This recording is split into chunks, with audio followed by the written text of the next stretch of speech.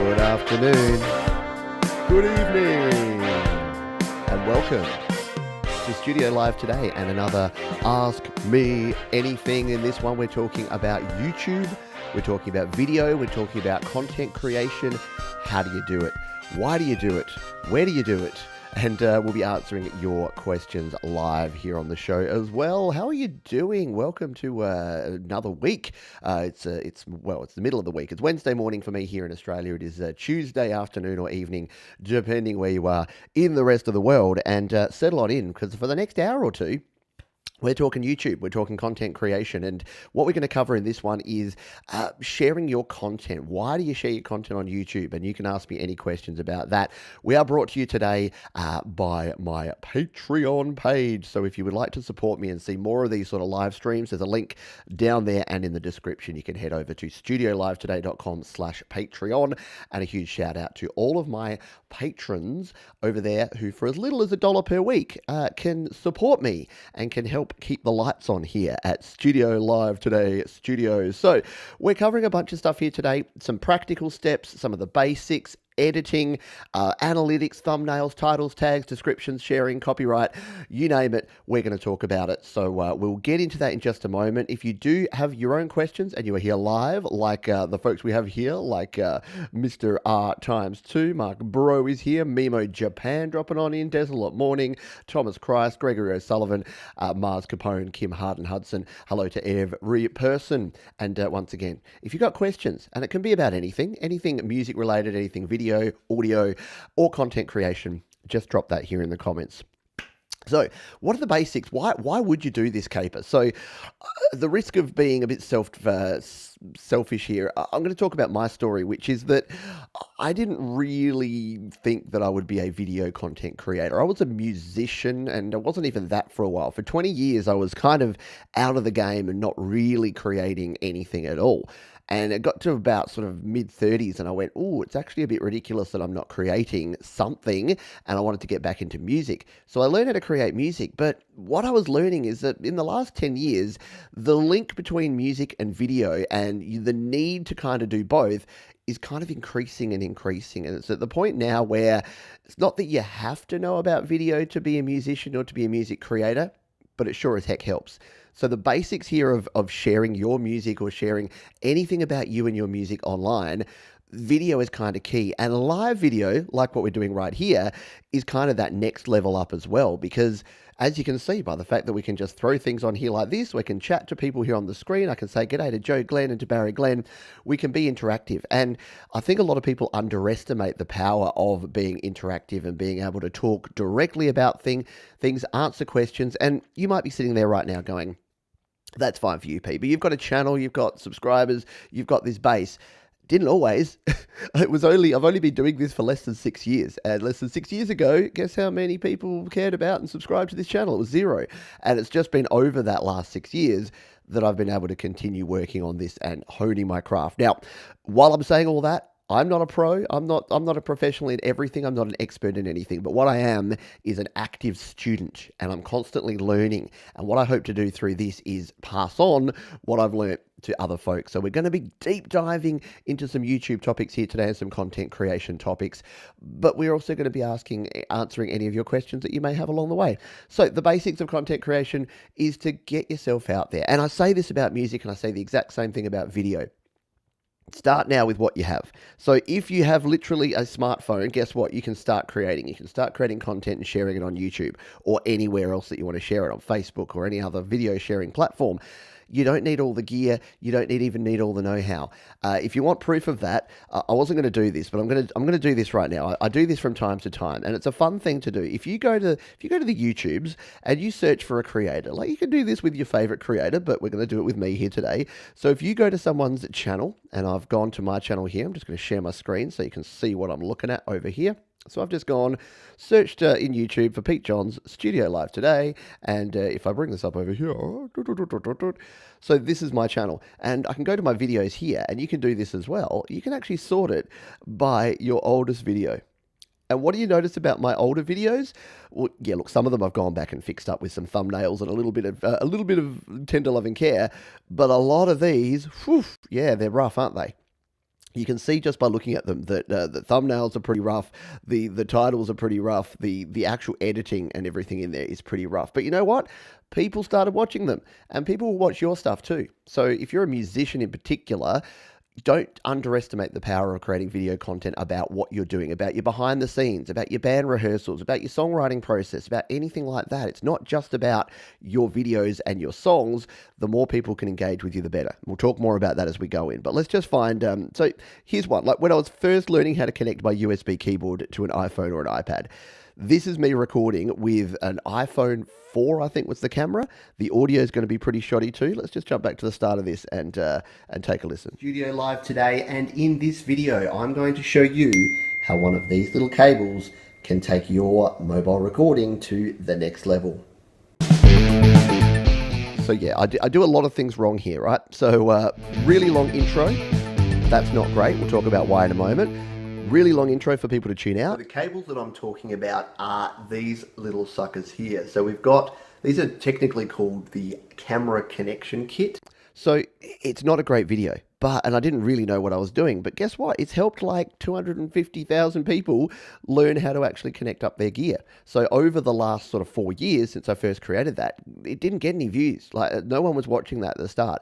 But now there's a lot of folks that are actually learning from that. And even though I've created new and updated versions of it, for some reason, people still just like the realism, I guess, of what we were doing back in the day. And the fact that I was recording on an iPhone 4S, I was using the built-in microphone sound, but I was just putting stuff out there. And that's the only real way to go, in my opinion. If you're doing music or if you're doing video, is learn as you go. If you try and be perfect before you start, you're going to be at a bit of a disadvantage. That's my opinion anyway. So we'll get into it in a moment. Gregory O'Sullivan says that I deleted all my old videos. See, I don't know. If that's what you want to do, that's cool too. If they're legitimately embarrassing, look, I have deleted some things that I was super embarrassed of. They were making me feel bad. So if it's making you feel bad, for sure. But I like that. Same with my music. There's an EP that I did when I was first learning called Family. You might have heard some of it. It's not great, but it's a time capsule. It's what I was creating at the time. So I think that, yeah, it's okay. I think it's okay. All right, let's continue on. Sorry, I'm just checking some messages here. Make sure that I'm not required anywhere. All right. Okay, so we'll continue on. I think I did see some questions coming in. Good morning from the Philippines for Chris. I hope you are doing well, my friend. Remember when you got a laptop? Remember when you got a laptop, did you ever get into desktop, DAWs, Logic, etc.? Asking because I thought about it for a minute. Watching you all the time proves to me that it can be done. So yeah, it's a good question, and we'll talk with video creation. We'll talk about mobile versus desktop or laptop as well, because there's pros and cons. I'm not going to say that mobile is the best for everything. It's certainly not, but there's definitely pros and cons to that. There are certain things like live streaming that I still use a desktop for. I can't really do this level of live streaming where we have, sharing of videos on the screen here, and we've got multiple comments and I've got 2 screens and everything going on. So I still do like that. Question from Sean Rose, and thank you for the super chat, by the way. Yes, super chats help keep the lights on around here. Never expected, always welcome. So Sean Rose, how many times a week should I upload? So this is a good question, and this is one of those how long is a piece of string questions when it comes to content creation. There's 2 schools of thought here. Number one is you want to make sure that you're not overloading people and giving people too much content. Clearly, I never listened to that because I do a video at least every day, at least one a day, if not more. Weekly is kind of the sweet spot that most people have found. So if you can have some sort of content to go out each week, there's a school of thought that will sort of keep you relevant, will keep you in YouTube's thoughts, and it will keep you in their algorithm, which we'll talk about a bit later as well. So at least something once a week can be good. But it really depends on you. It depends on your schedule and depends on what you're creating.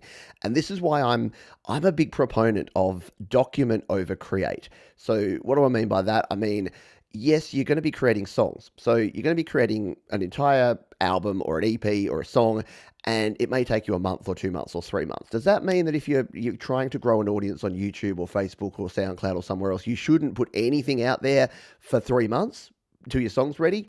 I don't think so.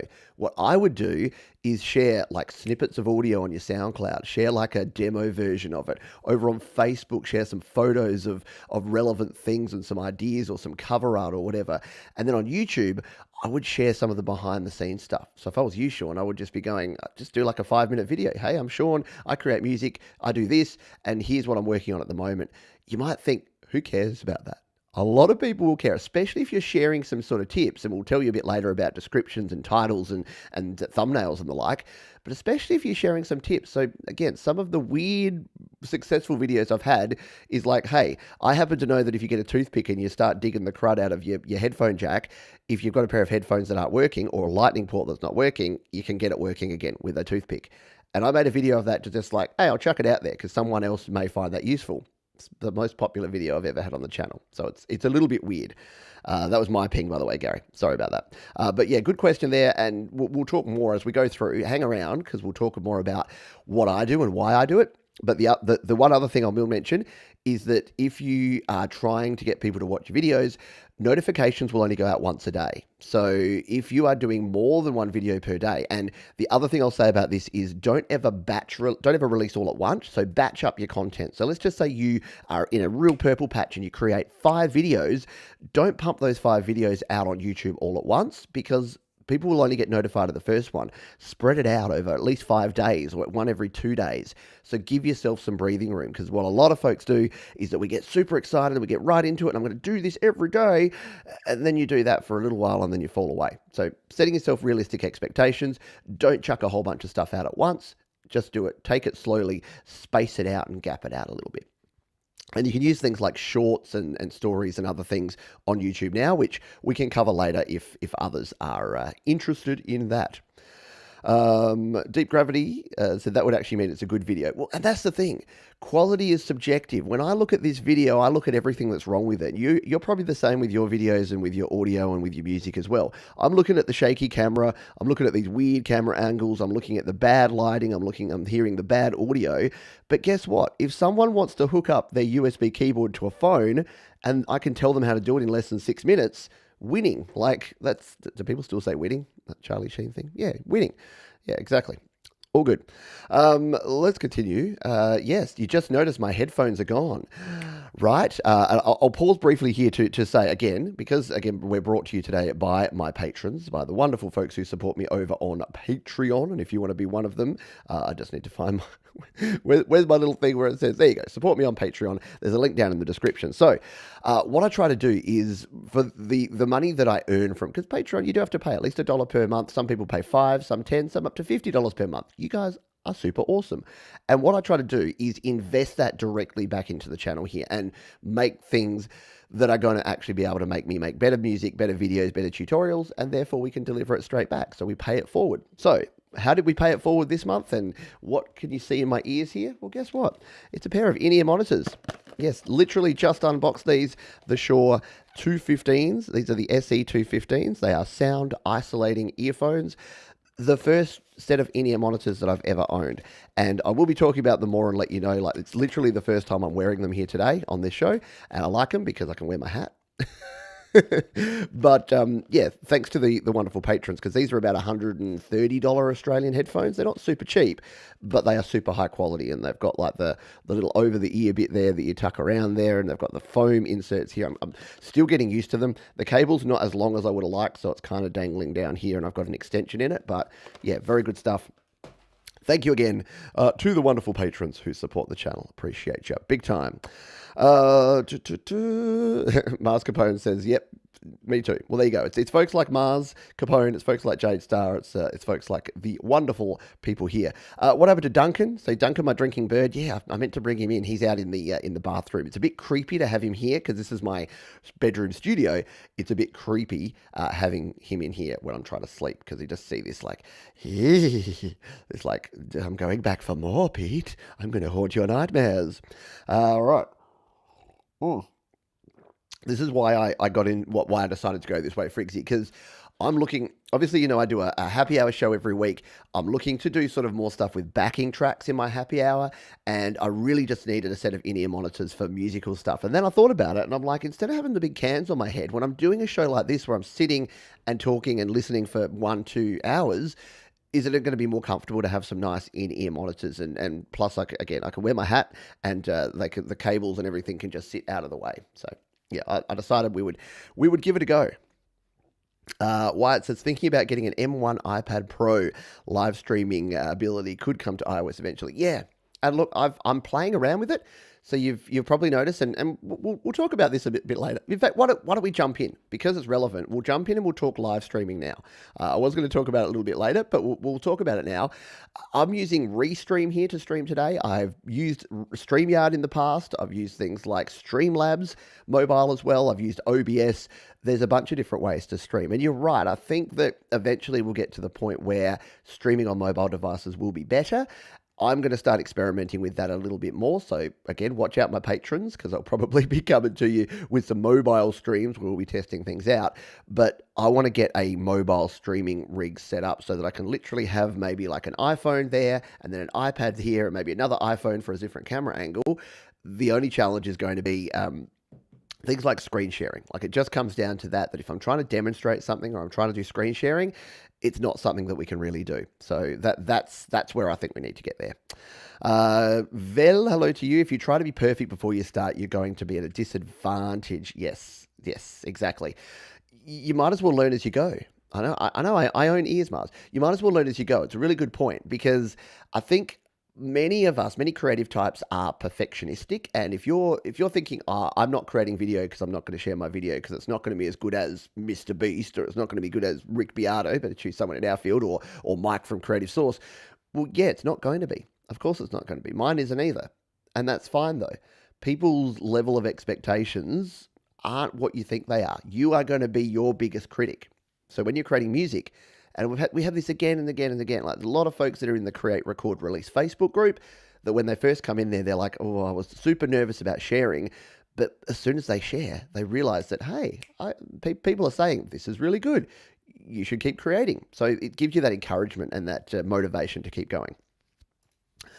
Thank you, Frigsy. Yeah, appreciate it. Frigsy, another one of our wonderful patrons, says, yes, we have hit 97,000. So, as I jokingly said last time, if you know 3,000 people that really are into home recording, let them know. Let them know to come on over. Doing a daily video is difficult, especially if it's not live. Yeah, it is. And it's taken me a while. Like, I didn't start daily. Again, if you go back to my original videos, we'll spend a bit of time coming over here today, because we're going to be a little bit sort of more laid back and casual. So I keep touching my ear because it's slightly pulling down there and it keeps feeling like it's going to fall out, even though it's not, even though it's in there nice and snugly. Sorry, I'm going to get a bit distracted through the show. But if you go back here, look at when I first started creating these. In the first year, I only created like these 10-ish videos. And then you can see here, these ones are like 4 years ago. I'm basically creating about once a month, if that, when I was originally creating videos, because I was learning the stuff as I was going. So you don't have to come out of the gate really fast. The only reason that I do daily stuff now is that my workflow has been honed down so much that I can do things so quickly now, because I cheat, basically. So number one, we're talking live streaming before. Live streaming is great, because you might have noticed this, that sometimes when I do a live stream, I totally cheat. I totally just do a tutorial in the middle of a live stream. So I'll do Garageband weekly, and then I'll be telling you how to do something. And then guess what happens? Like, the next day, guess what the video is? It's one of the segments, the 5-minute clip that I just pulled straight out of my live stream, chucked some titles on the bottom, put my little theme thing at the start, and then released it. And because I use Restream and StreamYard, all I need to do is download that video. It downloads straight as an MP4. I throw that onto my phone. I load up LumaFusion, which is what I use for editing, and then we're off to the races. I edit. There it is. There's the one I did yesterday. That was me taking this clip of a Ben Folds cover that I did, and I just shared it as a video. So if you do a live performance where you play 12 songs, guess what you have? you have 12 opportunities to share other videos on YouTube, on Facebook, on Twitch, not Twitch, on Twitter, wherever you want to share them. So live streaming is great because it's like the shortcut.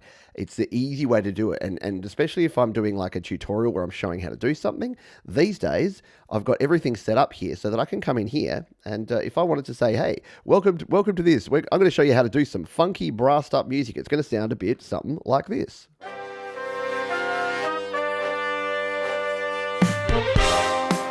So the first thing you've got to do is you've got to come in here, you've got to set up your drummer, you've got to set, that makes it super, super easy because all I do is hit record and try to do it all in one take and then good. But could I do that in the past? No, I couldn't because I didn't have the gear, I didn't have the knowledge, I didn't have the experience to do it.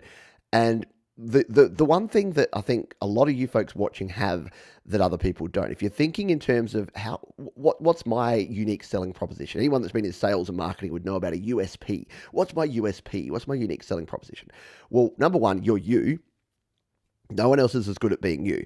And it wasn't until I realized that I wanted to be like, when I started, I wanted to be like Joe Gilder. I wanted to be like Graham Cochran. I didn't really want to be like Rick Beato, like Lid Shaw. I wanted to be like these guys that I looked up to. And I tried to emulate some of the things they did. And then I stopped and realized that actually I'm not as good at them as they are at being them. But my thing is, no one's as good at being me as I am as being me. So my weird and wacky, dry sense of humor appeals to some people. Some people it puts off. Some people don't understand me. They think I'm talking gibberish. But some people it appeals to. The level of energy that I have and enthusiasm and being the like positive guy, that is what I am, and that's what resonates with some people. If you want a cranky old man complaining about things, Rick Beato's your guy, or you go watch I've forgotten the name, Spectre Sound Studios. There's different people for different things. So I'm not ever going to be as good at being an old cranky man yelling at clouds like Rick Beato, but Rick's never going to be able to have the weirdness that I have in terms of what I find funny. So it swings and roundabouts. Play to your strengths is what I say. All right. Thank you, Thomas. Yes, you can do that. How are things with you? I like that. When I do an Ask Me Anything, people are like, how are things? Things are good. Things are really good. In terms of personal, I'll just give you a quick update. Everything's good here. We're back to school here. Australia's got some challenges at the moment over on the East Coast with a lot of the cases of the C word. We don't have any here in South Australia at the moment, but it's only a matter of time before we open the country back up, and that'll be a challenge again. In terms of what I'm actually doing, I'm playing NHL 22. And after this show, I will be watching hockey because the Seattle Kraken are playing their first game in the NHL. That starts at 12:30 p.m. my time, which is exactly when this show finishes. And right now, what I'm missing is the Pens Lightning game. So for the sake of Thomas Christ, I'll say go Pens on that one. But the Lightning are kind of my second team because a lot of Rangers that I support ended up over at the Lightning. So R times 2 says I can already tell this is going to be the show that keeps on giving. Need to get better at videos fast. Yeah, just keep going. Just keep going. My head does feel light, except that I put the hat on, Mars, so it does feel a little bit lighter. Someone wants to order a Big Mac. I'm vegetarian, so I'll take the veggie burger. Thank you. Is there any way to get to layer instruments in Garageband? The one feature I like about Beatmaker. I mean, yeah, it depends on your definition of layer. You can definitely layer instruments up, and in fact, I've got a video about how to layer up different beats and sounds. If you search Pete John's layer, I bet that not Princess Leia, but Pete John's layer. No. So we'll come over here, in fact. Because this is what I recommend you do. If you're ever searching for something, yeah, there you go. How to layer beats. So I did a whole video about how to use the beat sequencer and layering up beats. You can then, of course, use the beats that you create there and layer up all your other instruments just by creating new tracks. So yes, is the short answer to that one. So yeah, I'd go and jump over and check out some of those videos that should be able to help you out. Dying to know, yeah, what was up with the Big Mac? I'm actually more of a Hungry Jack's guy. They do the Rebel Whopper at Hungry Jack's. Whew. Creative Crafty Shack, hello to you. Does YouTube put likes and dislikes on ads in your video? Does YouTube put likes and dislikes on ads? I don't fully understand the question there, so I'm not quite sure how to answer it. I don't think, yeah, sorry, I'm not quite sure. The actual ads themselves can sometimes be YouTube videos, and you can like and dislike ads, I guess, if they're an actual video ad as opposed to a ad like a tech. Yeah, not sure. Maybe just to reiterate the question so that we can answer it for you. Hello, hello, Audible Video, the lovely person in a hat. I know I wear the hat outside, but it's the first time with the in-ear monitors, so I'm able to actually use them. I'll scroll on down.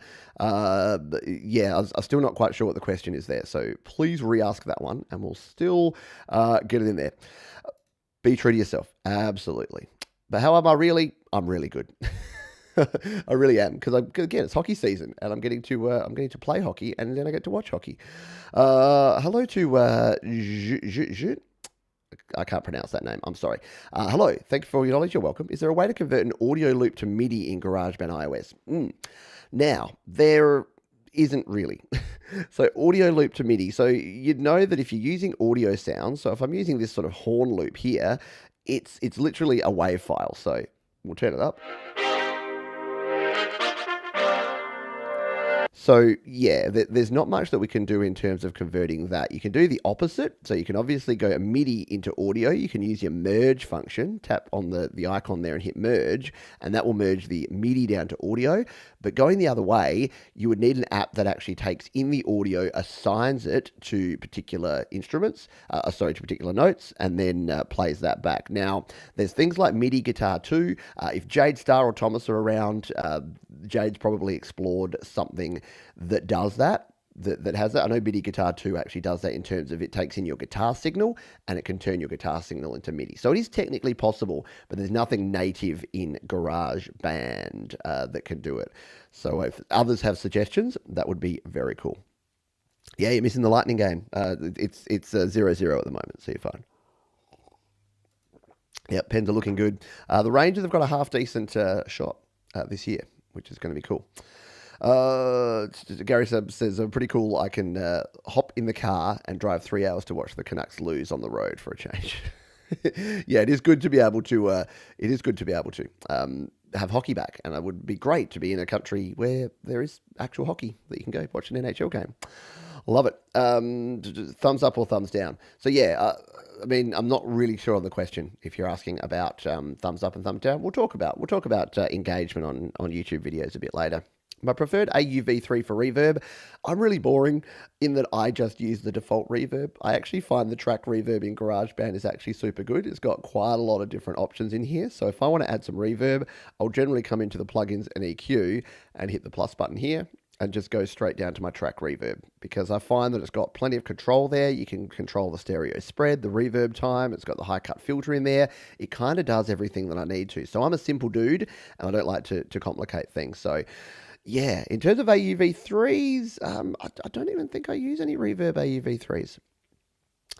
What was the FAC Altez is pretty cool. So that's one that I'd probably play around with if you're looking for sort of more of an epic kind of reverb sound. Fred Anton Corvest does good stuff over there.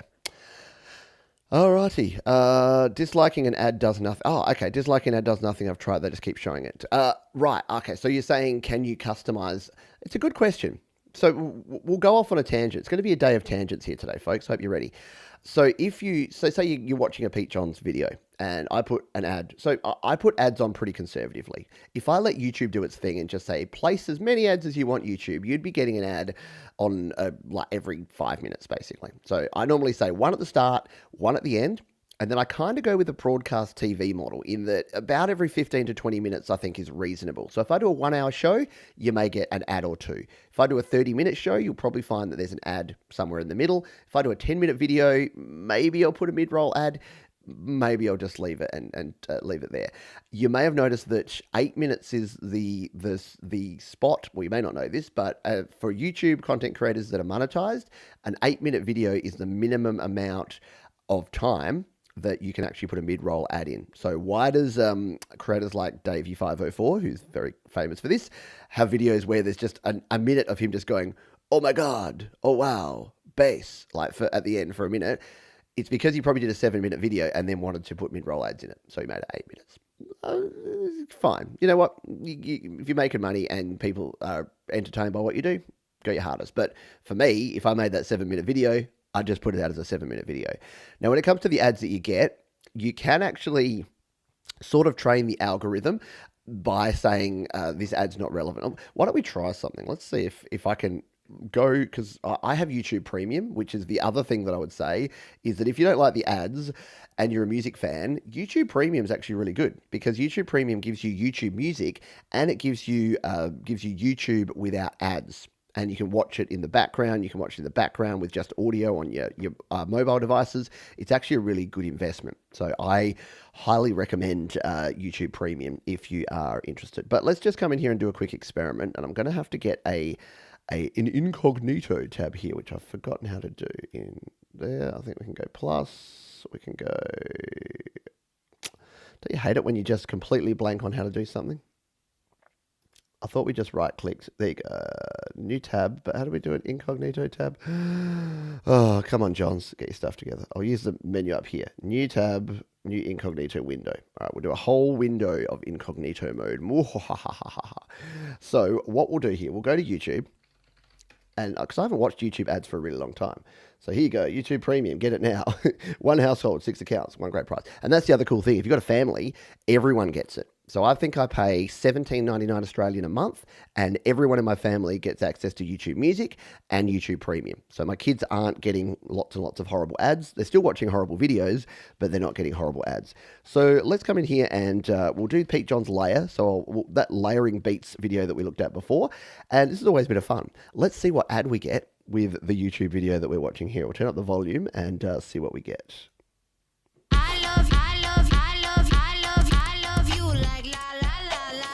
So we're getting an ad for, what is it? New music, see, I can't even read it there. Art list. Okay, license. Oh, so it's like a, yep, that's relevant. That's relevant for that. We'll just pause that real quick. So there should be, I thought there used to be a way to say ad not relevant or something. I think because I'm not logged in here, it's going to be hard. So you can obviously, if you like the ad, you can click it there to go there. There it is. Is it the info? Why this ad? There you go. So you can report an ad, or you can click this one here. So visit Google's ad setting to learn more about how ads are targeted and to opt out of personalized ads. So you can indeed stop seeing the ads. So if I thumbs down or thumbs up this video, it won't. That'll just be the video. And I really hope you don't do that. I really hope you're not thumbs downing my video. So I'll just put that out of the way, so you can see what I'm clicking on. I really hope you're not thumbs downing a video because of the ads that are playing, because I don't actually get to control them. And sometimes they're relevant and sometimes they're super not. But what you can actually do is where it's got down the bottom left here, where it's got the ad, you can click the little I button, the info button there. You can report it if you think it's actually breaching YouTube guidelines, or you can stop seeing this ad. And that might be a good way to train YouTube. You can also say, I don't want personalized ads at all. I kind of think that whenever I have something where I can have either personalized ads or just generic ads, I'll take personalized ads every time. I will give up my freedoms and my privacy to just have something relevant. I don't want to know the latest, like what's happening on the latest show. What are those TV shows called? Reality TV. I want an ad for something that might be relevant. So yeah, that's what you can do. There you go. We'll scroll on down. Question from R times 2. There you go. A to M converts audio to Midi, says Scott. There you go. There looks like there is an option. And yeah, there is an app called Midi Guitar 2 as well that can do that. R times 2. Did you make your earlier videos with iMovie? If so, would you recommend starting with iMovie or starting with something else? Really great question.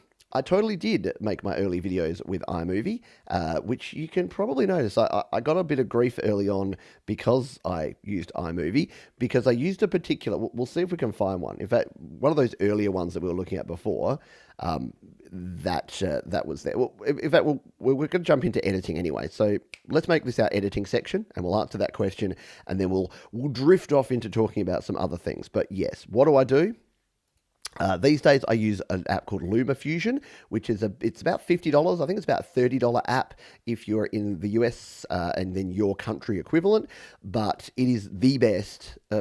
I won't even say the best mobile editing app. It's the best editing app that I've ever used, because you can use it on a Mac M1 and you can use it on your iPhone and your iPad. I mostly use it on iPhone, sometimes on iPad, and occasionally on the desktop on the Mac M1. But it is just, it does everything that you need to do. It's got multiple tracks of video, multiple tracks of audio, all of your different transparent PNGs and everything. But to answer the question, yeah, early on, my recommendations, if you're in the Apple universe, then go with iMovie. So if we go to the oldest ones, the little thing that I have in here, so probably if we go to this Apple Loops video, I'm sure this will have it. So this is, yeah.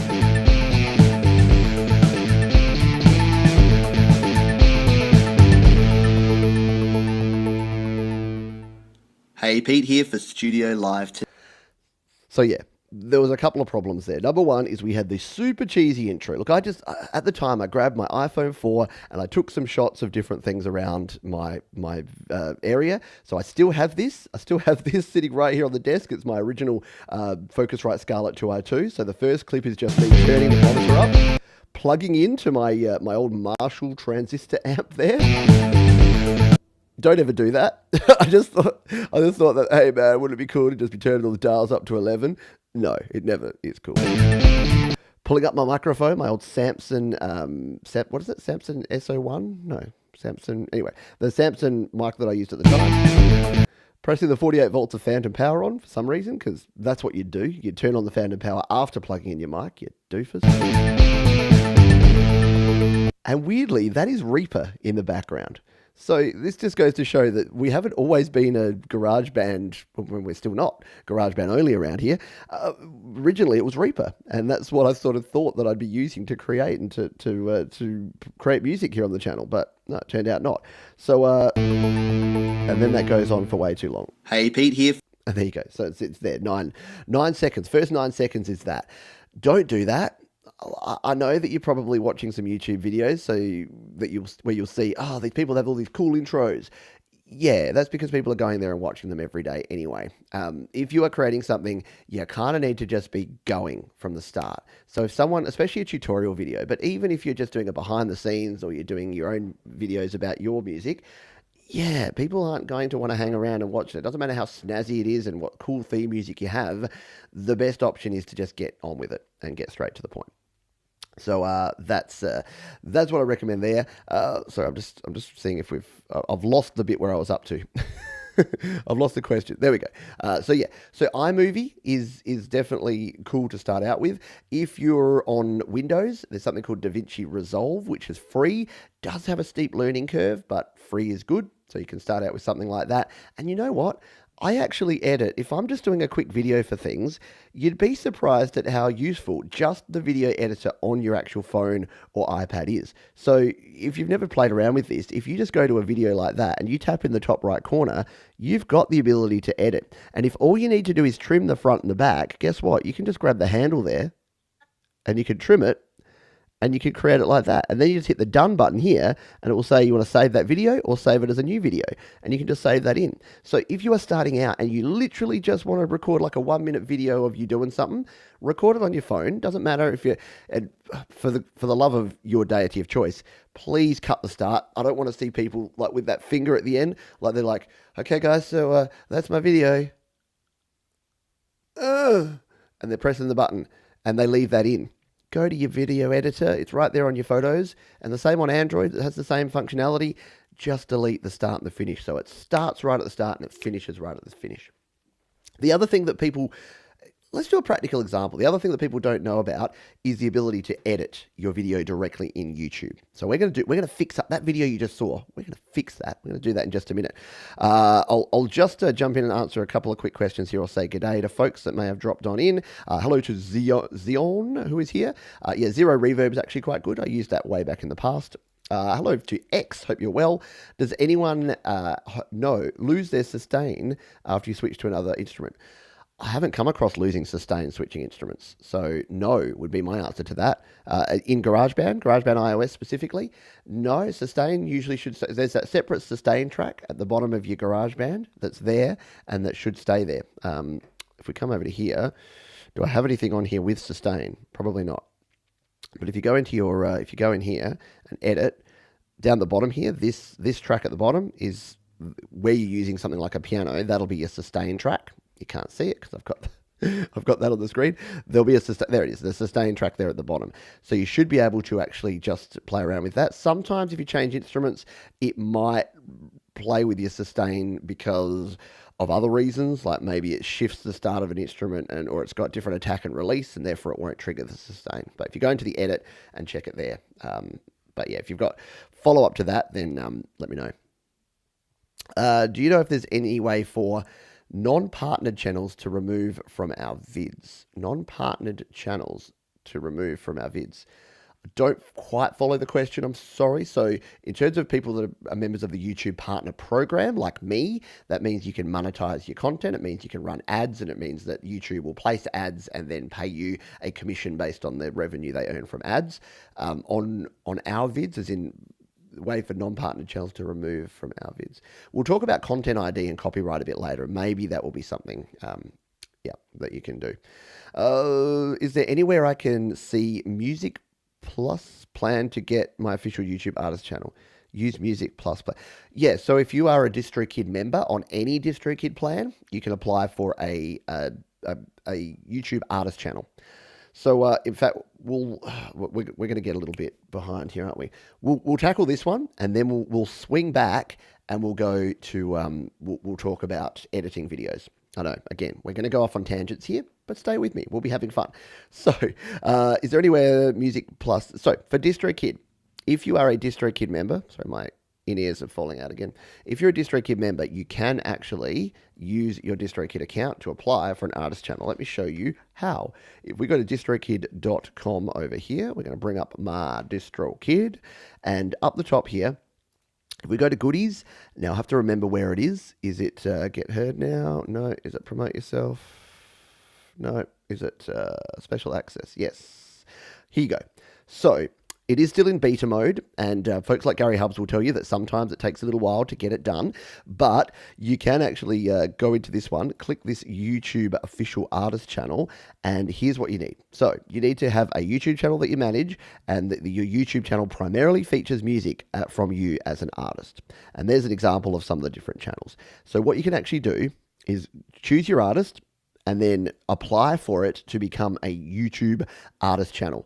Now, why would you? Why would you want a YouTube artist channel instead of a regular YouTube channel? So for instance, why is my channel not a YouTube artist channel? Why have I chosen to stay as a regular YouTube channel?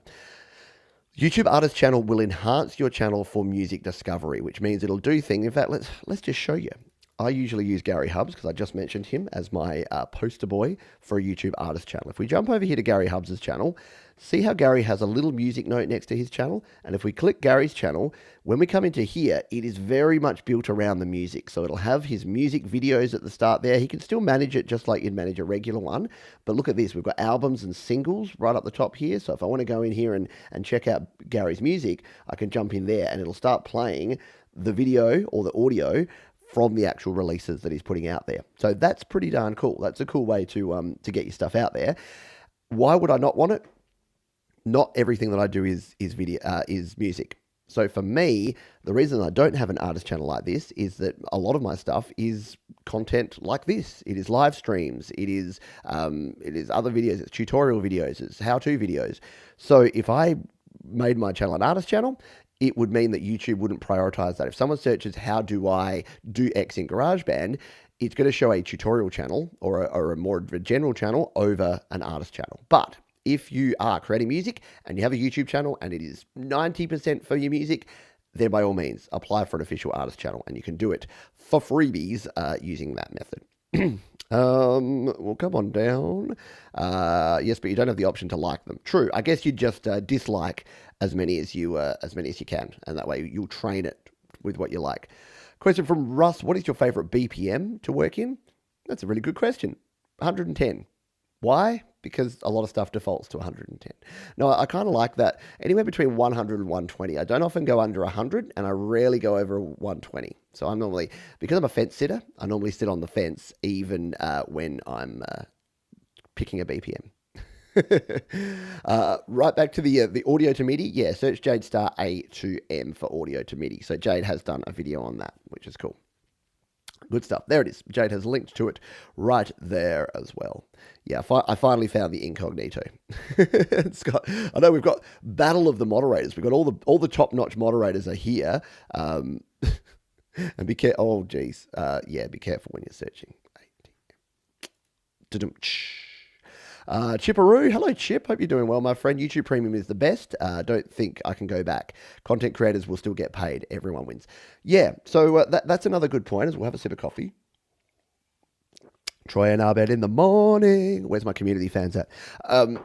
Yeah, so content creators will still get paid. So whenever I look at the amount of money I make from a video, and we'll talk about this a bit later, it'll actually show you, it'll split it up and it'll say, here's how much you made from advertising revenue, here's how much you made from super chats when kind folks like you put donations here on the channel, and here's what you made from YouTube premium sources. So don't think that, oh, yeah, you're getting around it. If you use an ad blocker, yes, we don't get paid. So if you're watching this and you're using an ad blocker, hey, you do you, sunshine. If your conscience is clear, go your hardest. But keep in mind that, yeah, the running of the ads is what can help content creators actually pay the bills and keep creating content. So yeah, it is very cool because it will continue to pay the creator and you get to watch them. All right, we'll just scroll on down and we'll see. Thank you, Baboon 777. I hope you are doing well, my friend. I'm just going to catch up. What is music? Thomas says he kind of liked the old Pete intro. Yeah, it had a certain amount of charm. Can you create new iCloud? So your iCloud is linked directly to your Apple ID. So in terms of can you create a new iCloud? Well, yeah, you can if you have a new Apple ID. So that's the main way. I'm not sure. You definitely can't have a second iCloud account with the same Apple ID. Can you delete your iCloud account and recreate one? Maybe. I wouldn't bother. Just delete everything from your current one. If you want more space in your iCloud drive, if that's what you're looking for, you will need to upgrade. And I do recommend that. It's a pretty reasonable price. I think I pay $15 a month for 2 terabytes, and I just store everything on that one iCloud drive. Question, is there any way in Garageband to pan a track left to right and vice versa? Yes, there is, and I'm glad you asked. Samson C01, there you go. Samson C01 is that. Great for hanging headphones on. Love it. Holly Allen, yes, is there? Yeah, so there is, but it's a bit of a hack. And in fact, what I'll do is I'll show you the video where I show you how to do it, because rather than, because we're talking sort of video stuff here today, rather than actually go through and show it, if you search my name, Pete Johns, and the words panning automation, well, I'm playing Gary Hubs now, apparently. It just started playing Gary Hubs. As I searched that, it started playing Gary Hubs randomly. Alrighty. Let's see. Okay, so we are here, and so I've done some videos on the past. In fact, there's 2 different ones, because I did one 4 years ago and one 3 years ago. Let's grab the 4 year ago one and play it. There's that intro.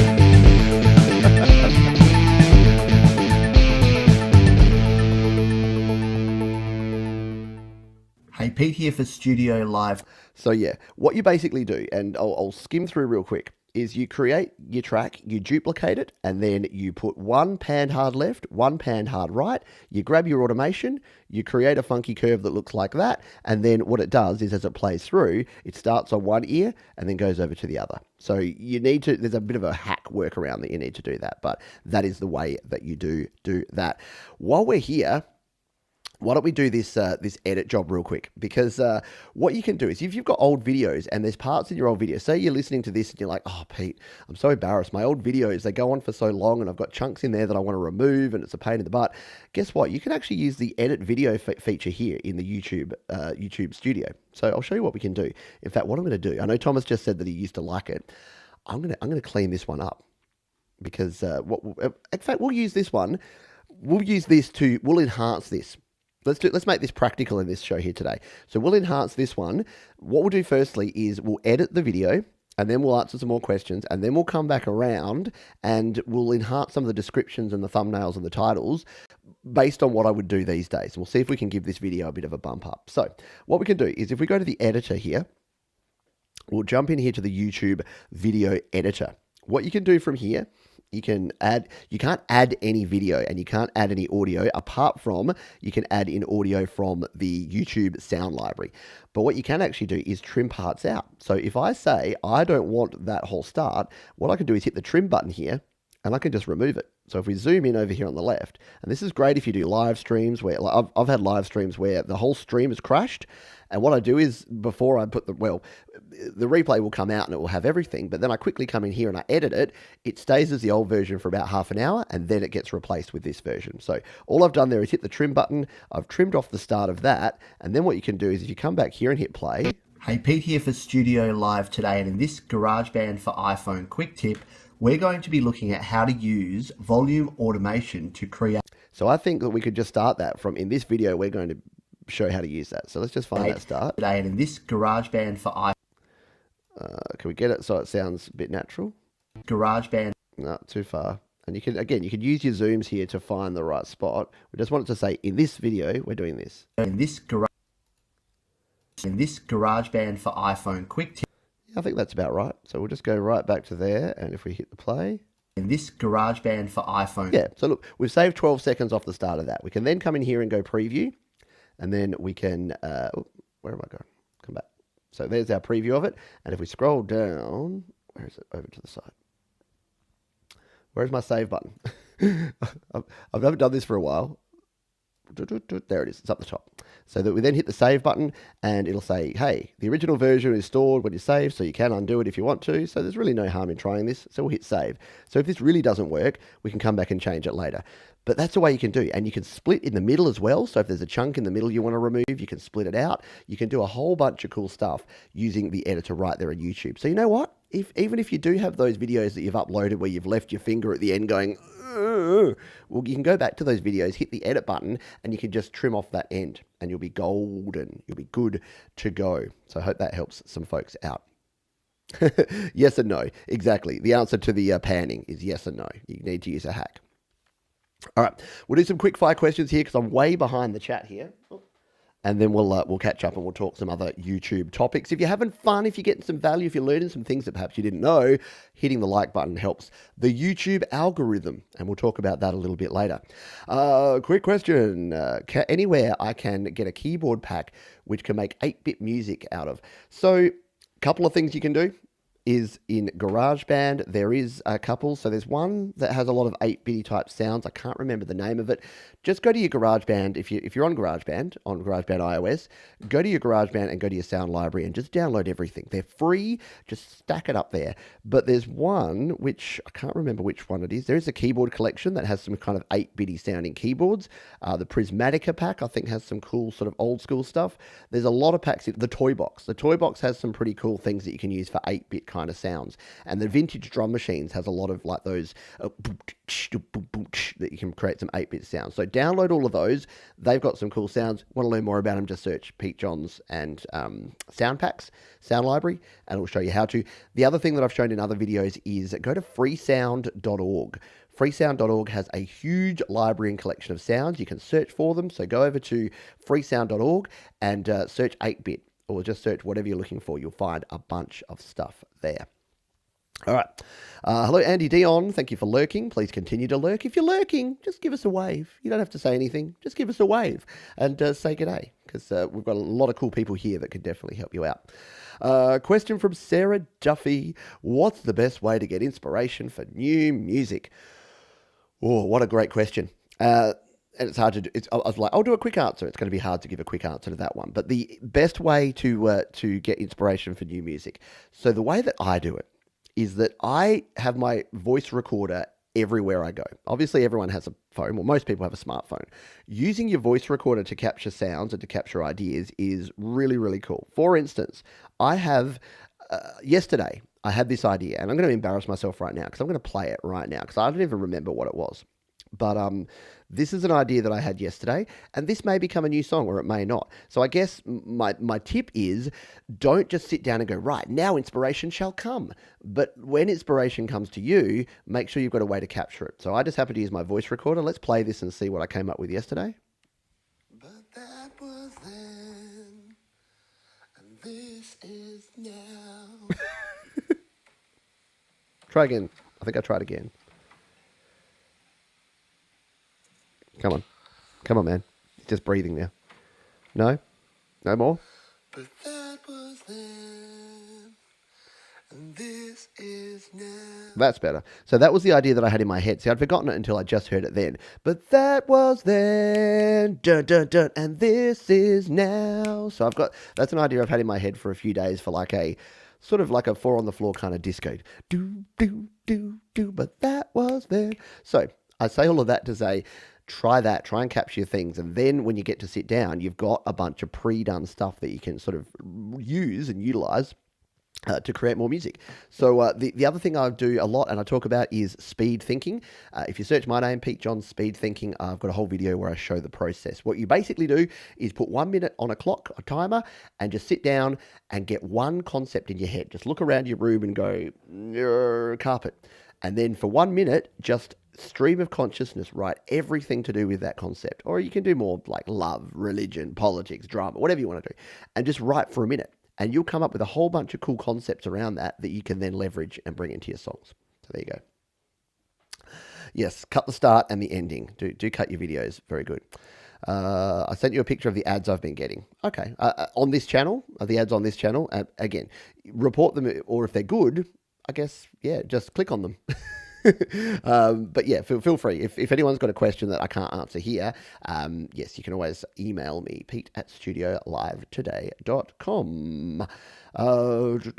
Another question. When I play my music in GarageBand while I have my headphones on, moderate volume, they sound fine, but when I play it without headphones, I can barely hear my vocals anyway to fix it. Yeah, mixing vocals is one of the challenging parts because what you'll be hearing, it depends on the source that you're using. We'll jump back over to my screen here. It does depend on the source that you're using as to how it's going to sound. If I come back over to here, we'll grab another new tab. We'll go to YouTube. So what you'll be looking to do is do some referencing. So I'll go Pete John's mixing. So when you're mixing vocals, I think I've actually got a vocal mixing specific.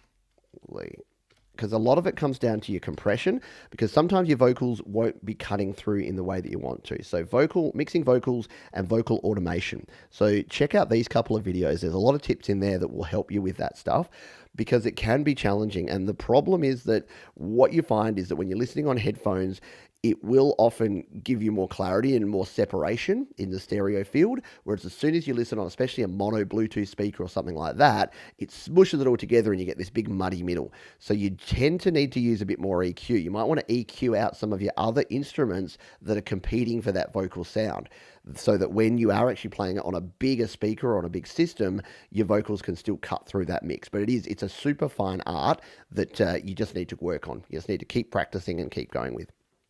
But you will get there. I believe in you. And yeah, check out the videos there. Sounds like someone had a question about BitCrusher. Yes, I do have a video about BitCrusher. So once again, you can just search. The easiest thing is, if you're not getting these links, is to literally just go to the search engine on YouTube and type the words Pete Johns and then the video you're looking for. And at this point, 6 years in and 1,400 videos or something, there's a video on pretty much everything. So there's the BitCrusher video where I go through exactly how to use the BitCrusher. All right, we'll continue on here. We've got community tab.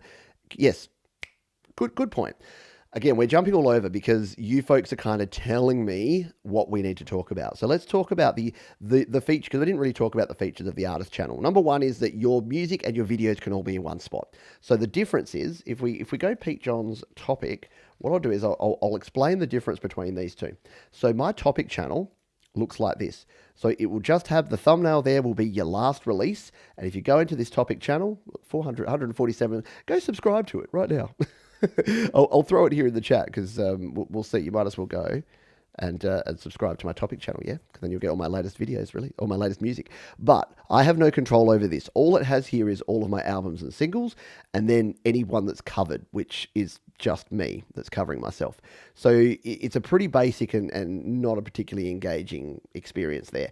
You compare that to someone like, in fact, we'll go Thomas Christ this time, because Thomas is one of our great moderators here. If we go to Thomas Christ's channel, you'll notice that he's got complete control over everything here. So yes, he's still got his albums and singles because he's got so many of them, and he's got his music videos and he's got his uploads there, but it's also got cool things like the community tab. This is what Gary's talking about here. So on the community tab, he can post things in here. He can post video links. He can post pictures. He can post anything you want in there. Text, video, audio, not audio, text and pictures and all sorts of things. So if you have the artist channel, you get that community tab. If you're not an artist channel, I think you need at least 1,000 subscribers to get the community tab. And it's just another cool way to engage with people that might be watching your channel. And that's what Thomas has said here, all about that. Yeah, it's a cool thing. It's a cool thing, Kim. And look, you can still have it. So I've got my other artist, Righty Doki. I'm actually going to, once I release another couple of songs through Righty Doki, I'm going to create an artist channel for them separate to my Pete Johns channel so that I can play around with some of this stuff and do some more tutorials. Timothy, very late. Report straight to the principal's office. Minimum number of videos required for... I don't think there's a minimum number of videos required for an artist channel. I don't think you need any videos, in fact, for an artist channel. So I think as long as you are releasing through Distrokit and you have a YouTube channel that you own that's in that name. So for you, if you're R times 2 and you've got that as a YouTube channel and you're releasing under Distrokit at R times 2, just go into your Distrokit dashboard and apply for it and it should all work. Good stuff. Love making lo-fi. I've got to start making some more lo-fi beats. That would be cool. Do I need to fiddle around with the audio gain for better volume? Yeah. So it all comes. So this was the question about vocals. It all comes down to volume, and remember, volume is not just your audio gain, your volume up and down, but volume is also EQ. Because EQ is just a volume at each frequency. So it may be that your overall volume is fine, but you may need to drop down the low or the high end, or you may need to boost up the mids in your vocal so that it will cut through. Compression's another type of volume that basically is like an automation of your volume. So it will pull up the quiet parts and squash down the top parts to give you a more level vocal performance. So explore those sort of things. Vocal mixing, but automation, compression, and EQ, they're kind of the triangle of delight when it comes to your volume of your audio. I'm going to skip over Brad's, I think we're still on the A to M stuff, which is apparently a good plugin. Can you give us a midstream inner earphone report? They look like they keep falling out. So here's the problem is I've got them behind me. So what's happening is this one's tugging because they've got quite a heavy... this bit. So this bit here is actually quite heavy.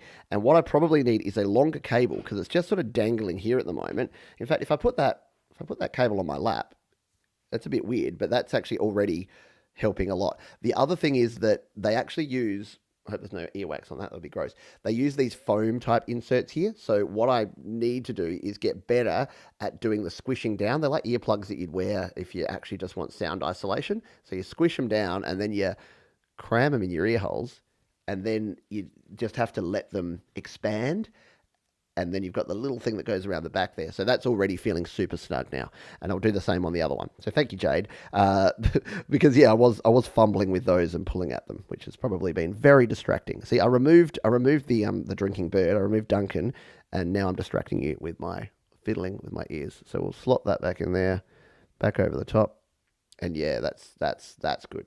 So with the cord slightly moved and that there, but yeah, it's just when I move my head side to side, it kind of yanks on them. If I had them down the front, it would be better. But then of course you'd see a big cord here. And again, if you're playing or doing other things, you don't want that. So that already feels 100 times better. So thank you. And we'll have a full review of these because they seem to be pretty good. The audio quality in these is just amazing. It sounds epic. We'll see. Can you put effects in GarageBand iOS? You sure can. You can use any of the built-in effects, or you can add your own effects as well. So I've got a bunch of videos. Once again, if you go to the YouTube search machine and type Pete Johns and effects, there'll be a bunch of videos here that you can take a look at. So this top one's probably the easiest one, just plugins and EQ plus effects, vocal effects and presets. There's the inter-app effects, so how to use inter-app audio effects, and how to, I think AUV3 is probably the one you'll want to check out as well. So if you search me AUV3, how to use AUV3 plugins. There's a list of the free AUV3 plugins and how to use them. There's a heaps of stuff. And this one's probably, if you want to know the difference between the types of external plugins, this one goes through AUV3 versus inter-app audio and how they both work there. So there's a few things there that will help you out. All right. Brad Example coming in with the 5 Canadian loonies in honor of opening day of the NHL. Thank you for the super chat, my friend. I've never done this before. I hope it works. I learnt more from Pete than anyone else. Well, thank you, my friend. It's been great having you around. And your Songtember song is awesome, my dude. I'm sorry I missed it on the Songtember show. Look, they're not falling out now, but I keep touching them. Sorry I missed it on the Songtember show, but we played it. We closed the last Your Music Live with Brad's song. So if you missed that one, jump over and check it out because Brad makes some amazing music. Right. Oh, all right. I'm nearly caught up on all the questions here. There you go. There's my speed thinking video that Scott's put in there. I'm going to have to do the squeeze thing again because I keep pulling it out again. It'll take some while. Anything new will take a while to get used to, and it'll take me a while to just make sure they're positioned in the right spot. Thank you, Frigsy, for dropping on by. I know it's very late for you over there in Ireland. I hope you are doing well. Righty. I think we are nearly caught up. We're nearly there. Yeah, see, I'm right up to the point where I dropped that link to my topic channel. All right. Okay. We'll scroll. Yep, I am. I'm here. All right. Very cool. Yes. So Mark was asking, must have changed because I got mine with my first video. Yeah, I don't think there's a video requirement for a YouTube artist channel with Distrokit these days. Could be wrong on that one, but I don't think so. All right, let's go back to what we were doing before. So again, we're jumping around a little bit here, but we'll go back to the video that we were playing with, and it probably won't have updated yet. Oh, no, I've gone out of it now. We're going to have to find that one again. What was it? It was panning automation. All right, so if I go panning automation, this was the one here. So that's our thumbnail that we were using. Let's see if it's fixed it yet, or if it's still got the opening here. In this GarageBand for iPhone quick tip, it's fixed. we're going to be looking at how. Look at that. So now, when you play it, in this GarageBand for iPhone quick tip, kind of cuts the audio at the start a little bit, but I don't know. I think it's better. So we've already improved it. But yeah, this is what I was talking about before. So the comment there, that iMovie intro. So we were talking before about using iMovie, and the intro that we had on there, the old one with the colors, that was such an iMovie effect. Like every man and their dog back in the day was creating an intro that looked just like that. So yeah, that was something we needed to fix. So what we'll do here is we'll go to the edit video button again here. And I'll show you around. I'll show you around a live video. So this is a video from like 4 years ago. You can see here that my title here is way too long. Like, it doesn't need all that stuff. Panning automation in GarageBand for iOS, iPad. I think at that stage I was like, oh, you just put as much information as you can in there and that will help. It really doesn't. And the same with the description here. I've got covered in this using automation. So we need to improve this, and I'll show you what I do these days to improve it. The thumbnail, I'm just using a thumbnail that I had before, like a part of the actual video. So maybe we can improve upon that, because I want to show you a bit about thumbnails that I do here. And it's in a couple of playlists. It's in my GarageBand iPhone Quick Tips and my GarageBand iOS playlist. That's all cool. Does it have tags? Yeah, look at these horrible tags. I've just got like nothing of that is going to actually help this video get found by anyone, because they're just all over the place. So we'll fix this. We'll use some of the tools that I'm going to recommend to you in this second half of the video to fix that one up, to improve upon it. And not to say that I'm not being harsh on myself for back in the day doing it. I got it out there. It's had 50,000 views in 4 years. Like, it's helped a lot of people learn how to do their panning automation. But we can improve it. We can change it. Do you save your live streams? So yes, I do. There's a couple of things about live streaming. So there's two ways that you can actually access. So if you do a live stream and you release it onto YouTube, it will actually go into your YouTube library that you can play with it. So just to answer this question, let's do this first before we go there. So if I go into, I'm here in my YouTube. By the way, if you go to studio.youtube.com, this is where we're going to be doing everything, and where I'm going to be showing you everything from here today. So here we are, studio.youtube.com. There is what we're doing right now. That's this live video that's happening that 129 of you have viewed right now. Got 26 people viewing it live at the moment. So we can go in and edit that, but we're not going to do that for now. If, say, a previous video that I've done, so GarageBand Weekly from this week, there it is. You can see it's had 7 comments and 510 views. We can come in here and check the details of this one. So if we go to, first of all, if we click this button here, we can actually download it. So if I want to get a copy of any of the videos that I've got on here, whether they're live or uploaded videos, all I need to do is click this one here, hit the download button, and it downloads it as an MP4. Now, it only downloads it as a 720p MP4, but it is still better than nothing, and it's a good enough quality to do most things with. So there you go. That goes ahead and downloads that. And I've realized that I've got to stop that. I'm going to cancel it because I don't need it, and it just took my bandwidth. As soon as I download, I see my stream indicator just goes, don't do that, Johns, it's not going to work. So you can do it that way. The other thing you can do is, because I'm using Restream, through Restream you can actually do the same thing. So Restream.io, and we'll talk live streaming for a moment here, since the question was asked. I'm courting 2 different streamers at the moment. Neither of them are sponsors, and neither of them are affiliated with the channel. So I'm trying them both out. Whoop, is this going to throw me into this actual stream? I hope not. All right, we'll come over to here, storage. There you go. Before it gets all Inception on itself, we'll bring ourselves over here, because otherwise we might lose our stuff.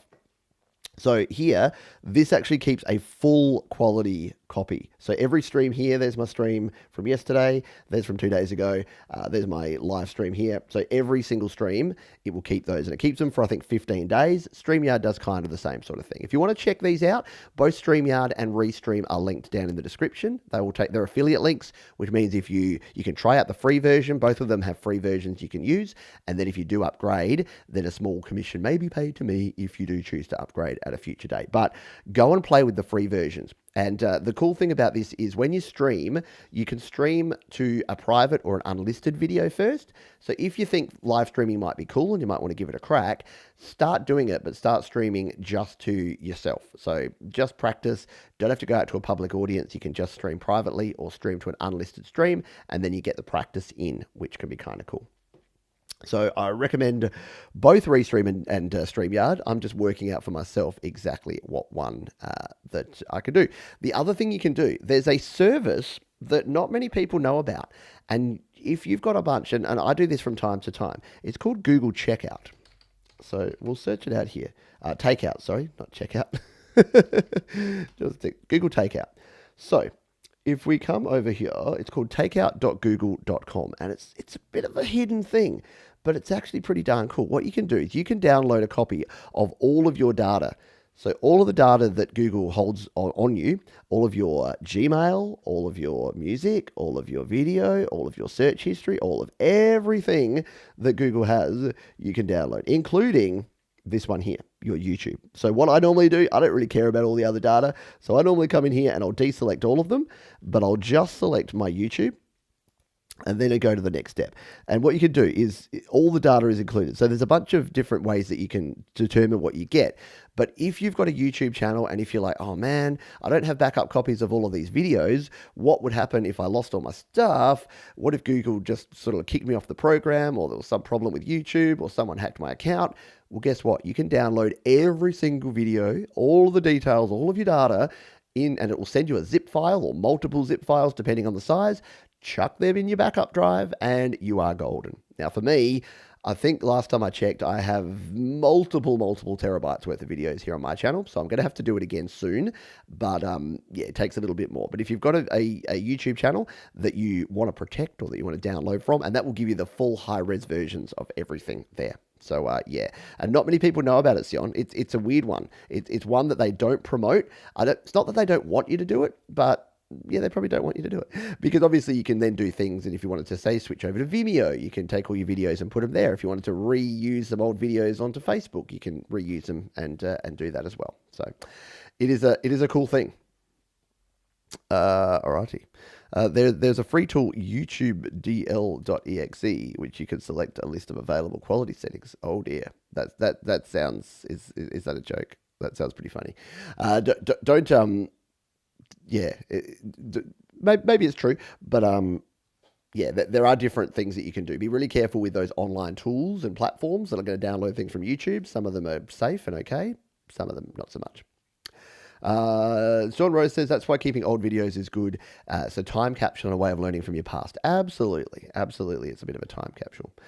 Was going to ask about tags and how helpful they are. Seems like less is more. Yeah, so let's dive into this. Let's dive into the world of tags and tags, titles, descriptions, and all that jazz. So for folks that are on my Patreon, which is I know a lot of you've seen this before. So if you want to see more of this and you want to ask me more specific questions about how I do things on YouTube or learn, we do a whole bunch of very similar live streams. I'm going to pop that down there. No. It keeps like tugging on me. Oh, it's going to take some while to get used to, but we'll get there. Thank you for bearing with me here today. All right, stay in there and stay. So yeah, you can join me over on Patreon, studiolivetoday.com/Patreon, because we do a lot of this sort of stuff over there. But let's just go at it. I'll go through and practically show you all the things you need to add when you're uploading a video and some of the tools and things that I use. So the first thing you'll notice here is that I've got some different buttons. I've got this button up here, this TubeBuddy button, which does some interesting things. And I've got some tools down here, these tag tools for recommended tags and things. And I've got this over here, these best practices that is telling me what I need to do. So these are things that are part of TubeBuddy. And once again, there's a link down in the description. You can check out TubeBuddy. They're not sponsoring this video, but there is an affiliate program. So again, you can use it for free. You can use the free version to play around with it and help optimize your videos. And if you do, then upgrade to the pro version. Same as what we said about StreamYard and Restream. They will break off a chunk and send it my way if you do decide to pay for it in the future. So it does a few pretty cool things, and we'll show you that as we go through here. But let's talk about what I did wrong with this video and what I should probably change. So title, first and foremost, you can see down here over on my best practices, it says title should be between 20 and 70 characters. So your title needs to be something that will make people click on your video. So what I would actually change this to, instead of panning automation in GarageBand iOS, I would probably do something like how to automate panning in GarageBand iOS. And then I might put iPad/iPhone.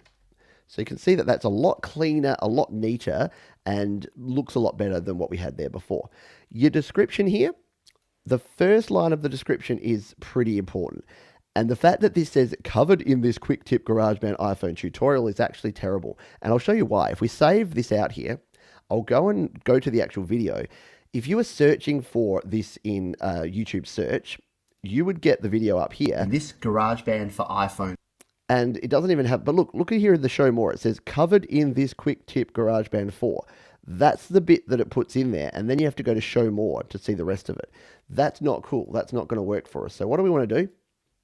We want to, this is where we want to put things like panning automation in GarageBand iPad, in GarageBand iOS, how to automate panning in GarageBand on your iPhone or iPad. So we want it to be human English, but we also want it to be good for the algorithm. So at this point, automate, panning, automation, panning, GarageBand, iOS, iPad, iPhone. Now, obviously, if you're releasing your songs or your music or some other sort of format of content, this is going to be less important, but it's not completely unimportant because you still want to have these same principles. The next principle that I always recommend, and this isn't all my stuff, this is what I've picked up over the time, is the next line here should be a link to another video. Because if someone goes in and they're checking out this video, the next thing here should be a link to another relevant video or somewhere you want to send people. So where I normally send folks is to my GarageBand FAQ or my GarageBand course or something like that. So what I'm going to do, I've got all these saved over here, so I could just use these little icons, but I would put like something like a little finger icon like this, and then I would put GarageBand FAQ, and I'll put SLTGB. So I'll then have that link there. And what I'll do is I'll probably put like I'll put another one here with more GarageBand videos so that people can see more up-to-date stuff. So we'll put a little video icon there and more GarageBand videos. And what we'll put there is we'll find one of my playlists. So Pete John's GarageBand Essentials. So we'll use this playlist, copy that, and put that here as well. So what we've done here is we've put we've made sure that this can be read by a human. It's not just all search engine optimization stuff. And then we've put some links here. What I usually do at this stage is copy these links and pin these as the first comment as well. So we're going to save out of that, and we're going to jump over to the actual video again. So we'll click there, go to the video. In this garage. Yay, it's not got the cheesy intro again. And then come down to the comments here, and you can see there, I've got new video showing a stereo panning effect using automation. Oh, so this is an old video, and I've done a new version of it. Fair enough. But I'll change this pinned comment just for the sake of this tutorial here. So we're going to add that one there. And then when you add a comment, if you want to pin it, if you click to the right-hand side and hit pin, and then go pin there, it'll actually pop it up to the top. So it means that if someone comes in here, they watch the video, and they come down to write a comment, they're reading your comment, and your comment's got links to other places. So they're writing their comment, they're saying, epic video, Johns. And then they're like, ooh, more GarageBand videos. I'll check them out. And they click that. If you own an iPhone, they're straight into more videos. So that's just a way that you can create in YouTube what we call like a watch party or like a watching session. So if you're a Gary Hubbs or a Thomas Christ or a Kim Harden Hudson, and you've got your videos, what I would recommend, and let's put Gary Hubbs on the spot here. I always pick on Gary. I don't know why. I pick on him in a good way. I figure that I just give Gary like free tuition because I always use him as an example. But if we go to one of Gary's videos, so we're going to go Gary Hubbs, we're going to go videos, we're going to go to his latest video. Oh, his parking lots reimagined. Let's go this one here, the ZZ Top cover that he did. We'll hit pause, otherwise we'll get a copyright claim. So there you go.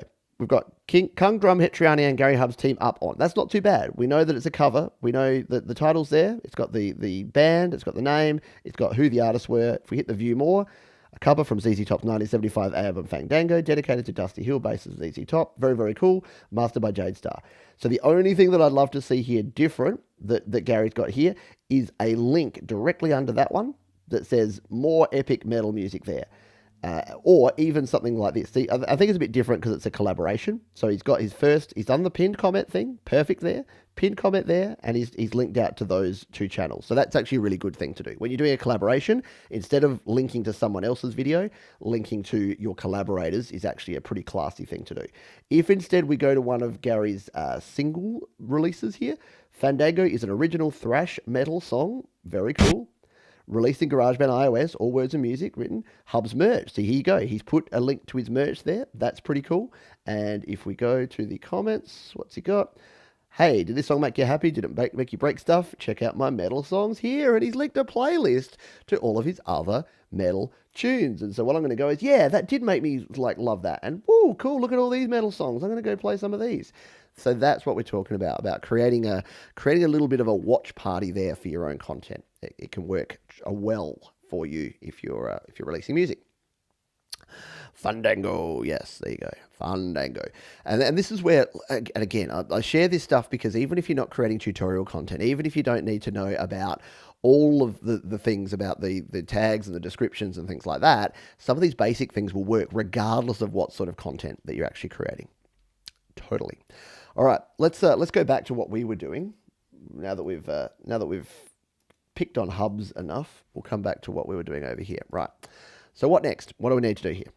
So let's talk about the description. We've got a whole bunch more information here. So I could add to this, but I'm pretty happy that covers all the keywords that we need there.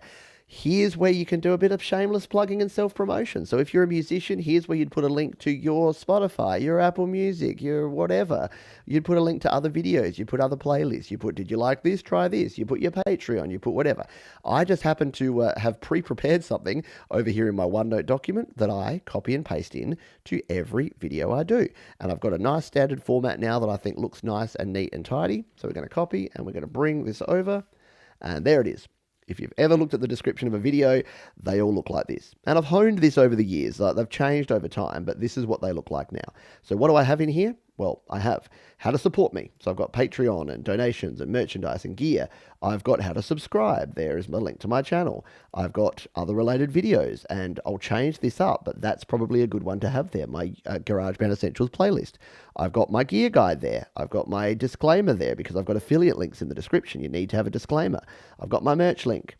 I've got all of the resources, all the things that we're talking about here, StreamYard and Distrokit and Canva and TubeBuddy and all the things. They're in the descriptions. And I've got all the ways you can follow and connect with me. Now, you may not want all those things. You may want some of those things and not others. Whatever works for you. And I've also, you'll notice I've put timestamps here because the one thing that we don't have here is chapters. And we're going to have to add those in because back in the day, I was lazy and I didn't put timestamps. Now I'm going to. So we'll save out of that one. And we will come back. So that is saved in there. Let's talk tags, shall we? So we've got our title, we've got our description. Let's talk tags. Now, tags mean less these days than they once did, but they're still good to have in there. So tags will just help if people are looking for things. So if you were Gary Hubs, you'd put tags like metal, GarageBand metal, thrash metal, Gary Hubs metal, Gary Hubs song, Gary Hubs music, Gary Hubs, whatever it is. So you want things in there that if someone goes into their Google or their YouTube and they search, you want them to find your stuff, yeah? Why not? So we'll delete all these tags because they're all terrible. So back in the day, I thought, oh no, I'll just put GarageBand, studio, iPhone, song, track, record. No, you want phrases here that people are going to actually search for. So I'm going to delete all them. And guess what? I'm going to let TubeBuddy do all the work. So ordinarily, I'd come in here and I'd start typing in ideas for my tags. But guess what? TubeBuddy has now taken my description and my title and it said, here's some that you want to. So here's tags sorted by relevance. You can search by keyword score, or you can search by search traffic. Let's do the keyword score just for fun. So, Mobile Legends TikTok. Yeah, see these ones, no. Because the keyword score, this is going to go through a bunch of stuff that people are searching. But if it's not relevant to my video, that's not cool. Search traffic, same sort of thing. We'll just let it do its little refresh here. It's taking a long time.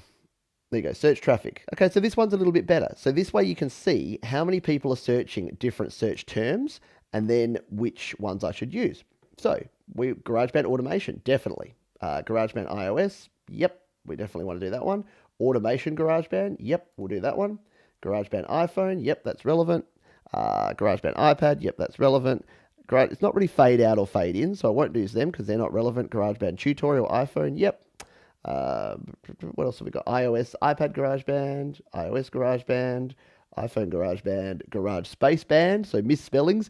Tags are actually really good for misspellings. So if Gary Hubs was releasing his Fandango song and he wanted to make sure he captured everyone, I would put like Gary Hubs Fandingo or Fadango. I don't know. If something's searched, Jade Star, when she releases stuff, she should probably put Jade Star STAR in her tags pretty much all the time because you can bet your bottom dollar a lot of people are trying to find Jade Star and they're only putting one R, not two. So any misspellings, common misspellings are good things to get in there. Yeah, you're getting a one-on-one coaching. Absolutely. Yep. Good old YouTube algorithm. Absolutely. So, yeah, and the thing about this, I'm just going to have a quick water break. I was going to do this in chunks, but it's turned out that we're just doing this as more of a practical example, and we're talking about all the different concepts as we go. So the thing about the algorithm, this mysterious algorithm, is that it's really not that mysterious. It really just is about making sure that you're putting all the information out there that a human would be using to find your stuff. And then it's about encouraging that person to click on that. And then it's about delivering good quality content.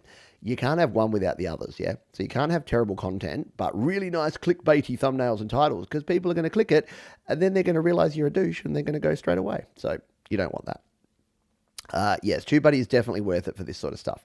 It really does help out. It really does help you know what you should be putting in there. Yeah, the misspelling stuff. So Thomas Christ is another one. So maybe Thomas would put Thomas without an H. Tomas or Tom Christ. Like that's the sort of stuff that tags can actually be really handy for.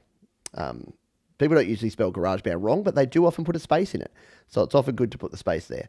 What else are we going to do? So we'll go back to the relevance keywords and we'll see what else it reckons we should have in here. So GarageBand mobile. Yep, I like that. GarageBand iOS tutorial. How to use automation in GarageBand. Yep. How to use GarageBand on iPhone. Yep. So there's some good stuff here. Automation in GarageBand, GarageBand iOS automation. So it's already found a lot of things that I would have put in here. Garage Space Band iPad. Yep, that's cool. And you'll notice here these little numbers. So, there's one. GarageBand iOS automation. So this is telling me that with that tag, if people search that phrase, it's likely going to put it number 8 on their YouTube search results, which is pretty cool. It'll tell you where it actually ranks. The other things, I'll do a few manual ones here just to see if I can find some goals. So GarageBand panning. We'll just do GarageBand panning. GarageBand panning automation. GarageBand automate panning. GarageBand pan automation. So none of these seem to be popping up. And what I'm realizing is that it's probably because I have another video that I seem to have done since then that is actually working better. If I've got a little bit of space, if you've got 500 characters, so I'll normally just go like iOS, iPhone, iPad. There you go, 500. And then we can hit save and that will save in our tag. So it's kind of cool. It's kind of cool. So that's just, and look, I'm only scratching the surface of what TubeBuddy can do, because in here there's a whole bunch of stuff you can do. There's all sorts of different, like the Keyword Explorer and the SEO Studio, for instance, are really cool. So if I'm looking for what's trending and things like this, I can come down here and go, oh, the NHL's trending. Actually, that's pretty cool. I should do an NHL GarageBand related video somehow. Queen Elizabeth's trending. I don't know why she's trending. The Seattle Kraken, because they're about to play their first game in half an hour, so they're trending. A lot of cool stuff. Ron Howard's trending. So yeah, you can see what's trending here. Or if we go in here for a keyword, so say I was doing this video originally and I wanted to say, all right, let's explore GarageBand panning and see what's going on around this. It's going to say, oh, overall score. This keyword isn't too competitive and has high enough search volume to make it worth targeting. So the search volume is only fair. The competition is pretty good. So it's low competition and the optimization strength is good. So, and look, oh, relevant searches, GarageBand panning automation. We can click that search and it will show us what it's actually popping up with here.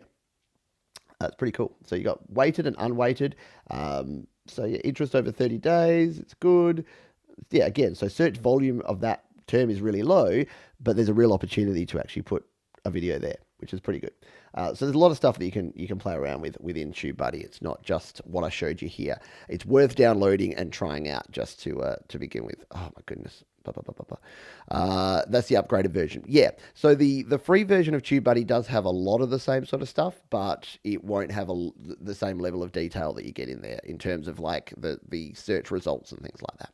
So if you do want to explore it, play around with it, and if you like it, you can keep it. If you don't, no harm, no foul. It's free to try.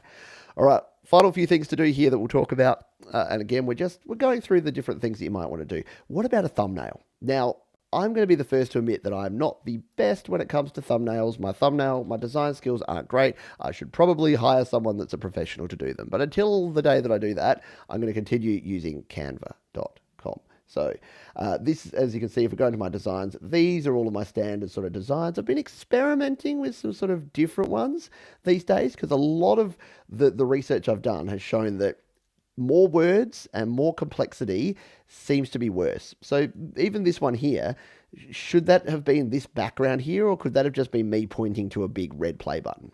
Probably could have been simpler. But my general standard sort of thumbnail that I use is something along the lines of this. So what I'll normally do is here in Canva, and again, you can use a free version of Canva or you can use the paid version. You can check it out for free. I'll come in here, I'll go, right, I'm going to create a new one. So let's do a thumbnail and we'll make it panning automation. So I'll go, right, I only want a couple of words in here. So we're going to go with panning, I think just panning automation. And as long as, we go panning automation.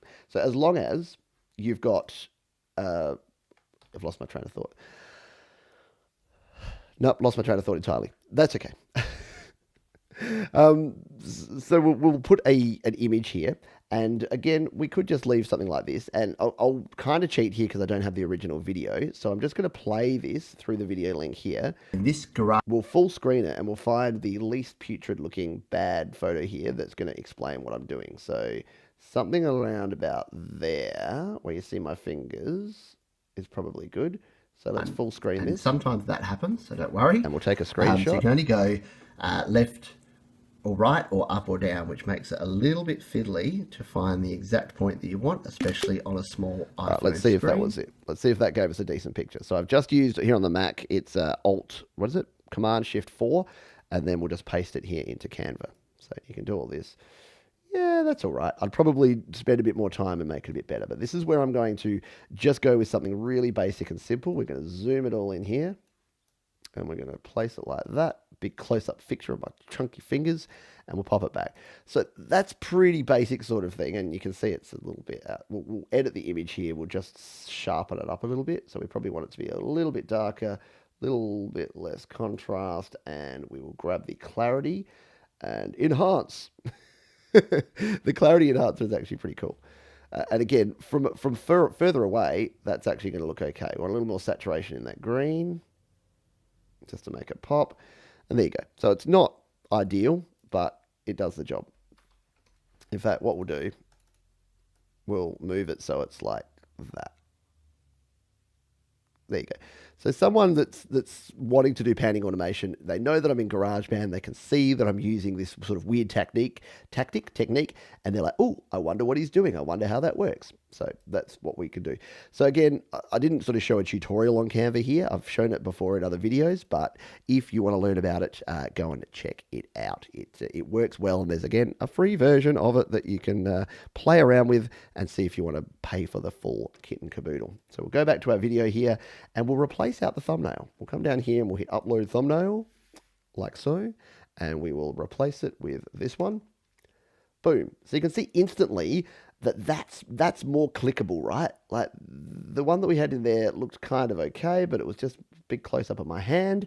Now it's really sort of focused in on what's going on there, and it's got panning automation. If there's any doubt that this video is going to be about panning automation, then that is gone. So we'll hit save there, and we've saved in our panning automation. How are we doing on time? We've got 20 minutes before I go watch hockey.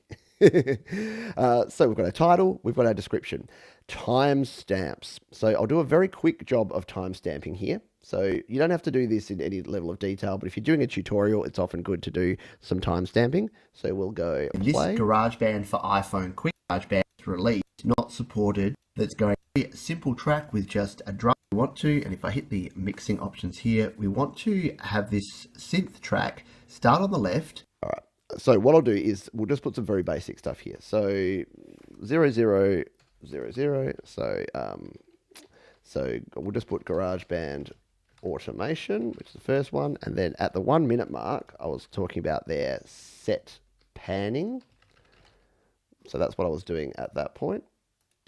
And then Grease Utilities tab, you can see we're already at below, right across this slider is now, because it's quite simple once you get the hang of it. So first thing we need to do is tap. So 248 is where I start actually showing the process. So this one actually will go, it's not just the panning, but we'll go setting up the tracks, because you've got to do the panning and then the duplication, and then we'll have here applying the automation. And look, we'll just do it in those 3 chunks, just so that someone that just wants to know how to apply the automation knows that they can jump straight to 2 minutes 48. We'll hit save on that one. If we close out of that, and we go back to it, now you've got these little chunks for iPhone down the bottom here. Tip, we're going to be looking at how people can jump on this to create that yellow line there. So they can jump straight to the point where they want to find out what's going on, which is pretty cool. So that is all done there. We've done our thing. And now what we can do is come back down here. And if we do this recheck best practices, TubeBuddy should now give us a big thumbs up. Hooray! You've done it all. You're a rock star. It also has demonetization audit here. So there's no warnings on here about the type of content or potential copyright and other infringements that I may be doing there. And yeah, we're all good to go. So we've got our tags in there and everything's hunky-dory. So now it's changed. So that's all been updated. We've edited it. We've edited our video. We've updated the... Now, the other thing is if you're editing and then you're going to change the type. So if I wanted to edit more of this, I'd want to come in here to the timestamps and change more of those. So keep that in mind as well. I also probably... Did I used to have thing in the old days where I had an end screen, like which was like a I think I did. Let's find out. Did we do it? Look at this. It's useful, and thanks again for watching.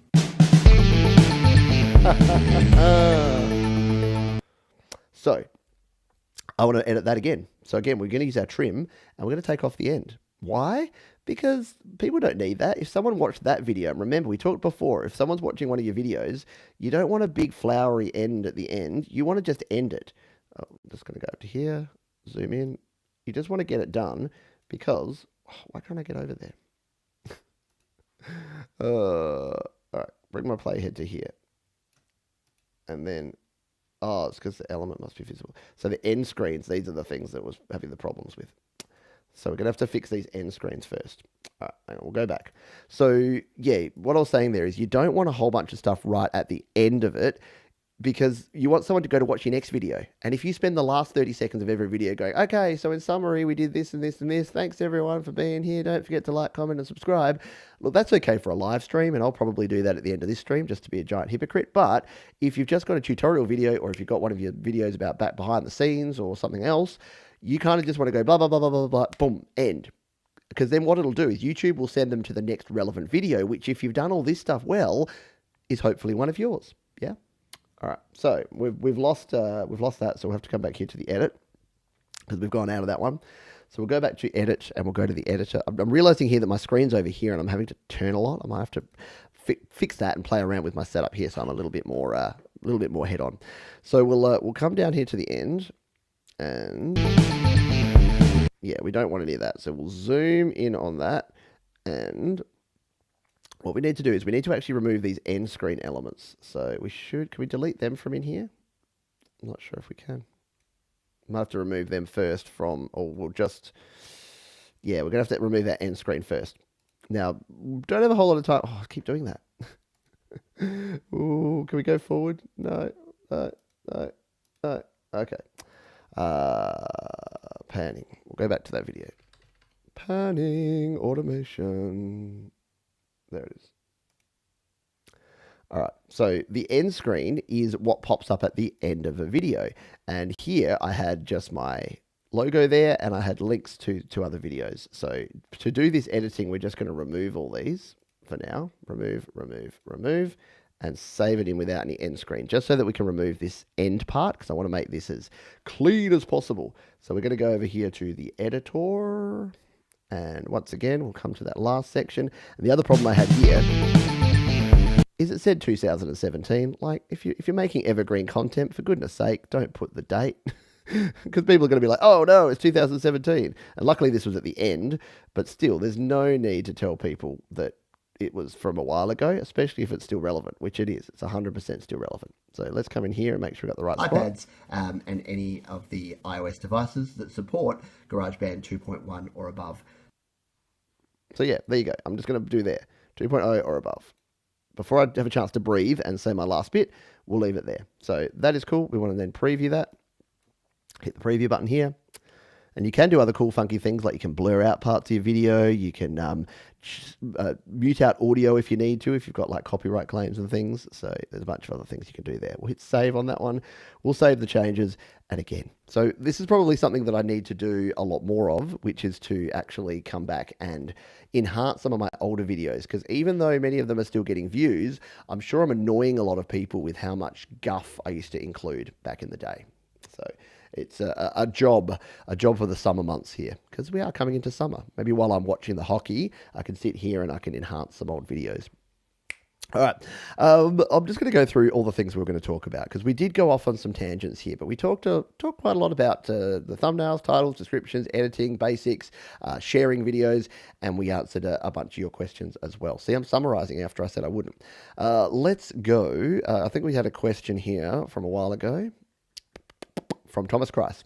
Yes, Thomas says, what do you think is the best way to title a recurring series in the thumbnail? For example, GarageBand Weekly, just the show name and episode number. Yeah, this is, and I know you do your show, like you do the You Rock show, and I do Your Music Live, and I don't play with the titling much for those, because they literally are, there's nothing that I could put in there that's going to be different every week. So for instance, for my live shows, I've got to remember what I actually do now. I'll go over to my screen so we can see it. For my live shows, so for Your Music Live, it says listening to your songs, Your Music Live. And that sort of worked for most of my YML shows, and even the one that's coming up this week, episode 70, if we jump into this one, has, listening to your songs, Your Music Live, number 70. And that's it. And then the first line is important there. In this case, where I send people is to Distrokit, because they're the sponsor of the show, and also how to have a track considered. That contrasts a little bit with what I've been trying to do with GarageBand Weekly. You might have noticed that I'm doing a little bit more sort of search optimization stuff for GarageBand Weekly. So if there's something like a GarageBand update, or in this case, the Apple October event, in fact, I should put Apple October event, I'll try to make the first words of that. So the thumbnail will still just be GarageBand Weekly, but the start of it might be different. So for you doing, say, Thomas Christ Live, you might want to make the first line, say, all request show, Thomas Christ Live, number blah. Just so that people have a bit more of that. Because if your thumbnail just says Thomas Christ Live, then the rule of thumb is don't tell people what they already know. So if your thumbnail says GarageBand Weekly and your title says GarageBand Weekly, you're kind of wasting an opportunity there, because most people are going to look at the thumbnail, then go to the title and get two pieces of information. So it's why, I'll show you sort of a more recent example that I did. So the reason that for my recent uploads here, so this one here, video to audio in iOS, the reason that the thumbnail said video to audio in iOS and the actual thing said convert any video to an audio file is that I didn't have to put, if I put video to audio and then video to audio, they're kind of saying the same thing. The same with this one here. This is one where can't import MP3, fix this. And then how to fix grayed out MP3 audio. So having a slight variation of each one on the two different things can actually really help you out. So that would be my recommendation on that one. Hopefully that gives you some things to try out. And that's the other thing. Look, I realize that every time I think about changing my thumbnails, I do think about the fact that I know a lot of people that are coming back to the channel or that are repeat viewers, which is just as important as attracting new viewers is keeping people coming back. That when they see that particular thumbnail style, when they see a thumbnail that has the black and red text at the top like that, they kind of know it's one of my videos. So there is something to be said for having that continuity of branding as well. All right. We are coming towards the end of the show. We've got about 10 minutes left. So if you do have any other questions, then please just throw them here in the chat, and we'll get to them as we can. And then it's hockey time. So there you go. Hard times too. I actually took notes in this live stream. Well, there you go. I didn't mean for it to be like a lecture. Hopefully, it was a little bit more fun than a regular university style lecture. No credits roll. Yeah, exactly. I used to do that. So I literally used to have an end screen where I'd talk for 20 seconds. I'd be like, hey, thanks for watching the video. If you'd like to check out more things, check here. Here's a video link down there and the video link down there. And look, I occasionally do little mini versions of that, but more often than not, you're better off just ending it and then letting people get on with their lives, or hopefully another one of your videos. Hello, Martin. Nice to see you too, my friends. I hope you are doing well. I must have the most unprofessional YouTube channel. And look, I probably should have said this up front, but take everything I say here with a grain of salt. All this stuff is just my experience and my opinions. I'm going to share everything I possibly can with you. Some of it will resonate with some people, some with others, some it won't. So that's cool too. So yeah, you don't need to stress about it. But yeah, if there's some things that you want to do, then you can try it out. All right. Yeah, maybe a subtitle. Yeah, a subtitle after the episode. So, and that's what I think. Like your subtitle, I started playing with that, but no one really gets to the end of the title. So maybe put your subtitle almost at the front, and then your name of your show afterwards can sometimes help. Righty, I think we're about done there. So the one final thing, thank you. Yeah, I get to wear my hat because I'm wearing these earphones that are slightly falling out. Let's just see how crazy it looks to have them down the front, because it's definitely going to be more comfortable. Oh, okay, that doesn't look too bad at all. Kind of looks like I'm a doctor about to take someone's pulse. All right, now breathe in. Now breathe out. Yeah, so I need to find a way to get them dangling a bit better. But literally, it's the first time I've worn them just before this show. I'm actually going to take them off. I'm not playing any more music, so I'm going to take them off just to give my ears a much needed break from that. I don't need to just hear my own voice going in there. But yeah, that's what they look like, by the way, when they're out and about. Just little loops like that. They loop around. These things are actually bendy, so they actually do sit on top of your ears and can stay in place. So they're pretty good. I need to play with them more, but first impressions, once I get the in and feeling good, I think they'll be good. Yeah, a lot of people use in-ears. Dr. Johns.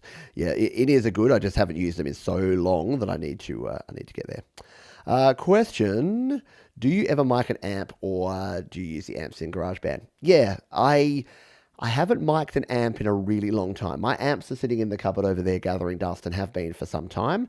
So yeah, I don't tend to go to it. To be honest, the amp sims are so good in GarageBand these days that I very rarely bother getting out a real amp. Should I explore amps a bit more in the future? Yeah, sure. And I have had requests for miking up amps. So maybe that's something I need to do in the future, is to actually might get the old Marshall out and dust it off and see if it still works, and mic it up with an SM57 and go all old school. So yeah, if folks would like to see that again, then let me know. I did a video quite a while ago about miking an amp. Let's see if we can find it. We'll use the old... the other thing I wanted to mention about YouTube, did you know that YouTube is the second largest search engine in the world, behind Google?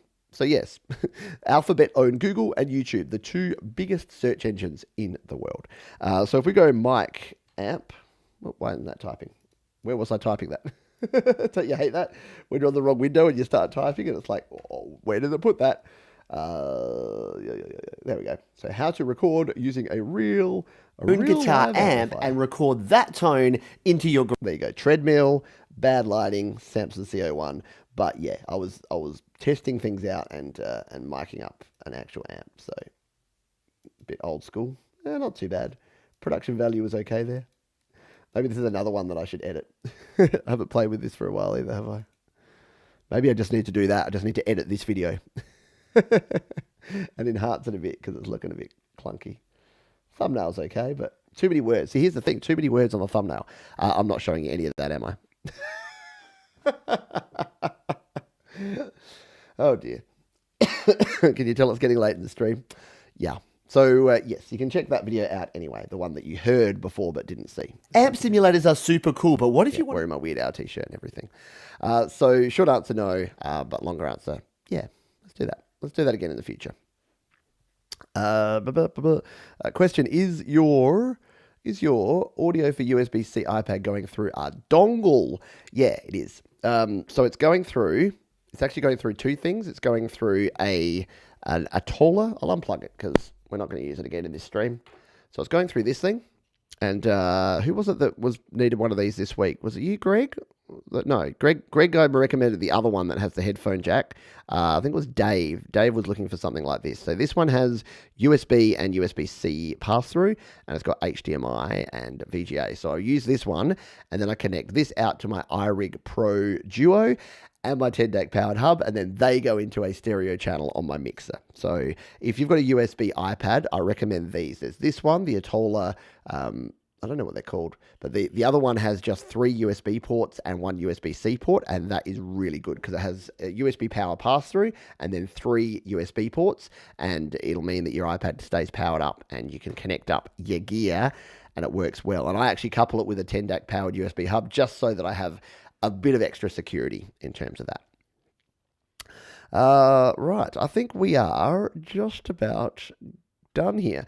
So yes, now I think Jade is interviewing Kim Harden Hudson, I believe.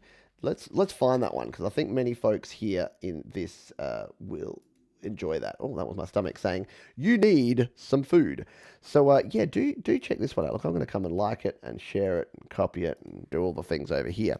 So I'll throw this in the chat here for anyone that's watching. But Jay does some very cool interviews, and I'm sure this one will be no exception with our community member here, Kim Harden Hudson. So yes, the emotional joy of creating music.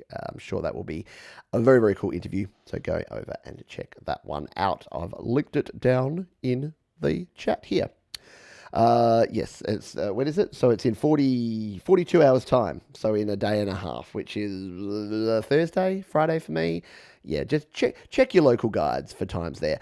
Speaking of your local guides, we do have Your Music Live coming up back at the usual time for me, but it will be slightly different because we have gone to daylight saving time, which means it's an hour earlier for many of you. So make sure you check the times before you go there. It's hopefully good for our UK and European friends because it means you might actually be able to get there and see it. But yeah, just do be very careful because I know this time of year gets super confusing because we go into daylight saving and you're in it as well, but then you go out of it if you're in different parts of the world.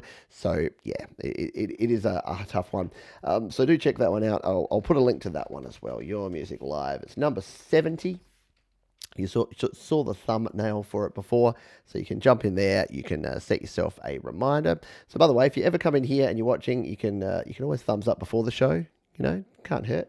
And you can hit the set reminder button as well. So you can set yourself a reminder for the show so that you can jump on in there. And once again, we'll just share it. We'll throw it here in this one. Yeah, there you go. It's 1 p.m. in Arizona, says Bear, 1 p.m. Central Time. Alrighty. Where are we now? Well, I'm going to go off and watch some hockey, but I'll probably have this show on in the background because I know many of you already know about it. But the Metalhead Hippies does his later show. I normally drop in there. Look, it's in 6 minutes' time. I'll set myself a reminder. Who dislikes a show before it starts? Seriously, who is that kind of DIC? Okay. Yeah, so there you go. We can, we'll send that there. So we'll put another link there. Putting links all over the place here at the moment. But yeah, so jump on over to the Hippie Show because it's always a good fun time. I'll probably grab my lunch break and listen to a bit of the Hippie Show. Watch the Vegas Golden Knights take on the Seattle Kraken. Worst name of a team in sports history. Prove me wrong, kids. Prove me wrong. But that should be a lot of fun. And that is going to do it for this one. Oh, look, Penn's up 3-0 over the Lightning. There you go. I'll have to go see if I can catch the end of that game and then continue on there. I am the linker. Absolutely. All right. Thanks again, everyone, for being here. If you did have some fun, give it the thumb and do consider becoming a patron. If you like this sort of stream where we're a little bit more casual and we spend a bit more time going into the detail, then that's what we do over on Patreon all the time. So if you want to learn more about this sort of stuff and use my brain to jump in and take out all the information that you want, then do join us over there. Apart from that, you can share this video with anyone else that creates videos that might want to know about this stuff.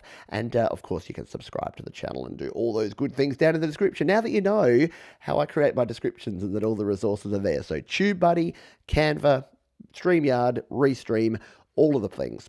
Jump down to the description because most of those, in fact, all of those that I just mentioned have a free version that you can check out. So why not? Why not just use the link, download the free version? If you don't want to keep using it, don't. If you don't want to pay for the upgrade, the pro version, just use the free version. A lot of cool stuff over there. Thanks everyone for being here. As we say at the end of every show, please be kind to yourself. Oh look, be kind to yourself. Be like Ethan here and help keep the lights on. Because otherwise, we're going to look like that. I should do that at the end of the shows. I should just turn the lights off and turn slowly in my chair. We'll try that on this one just for fun.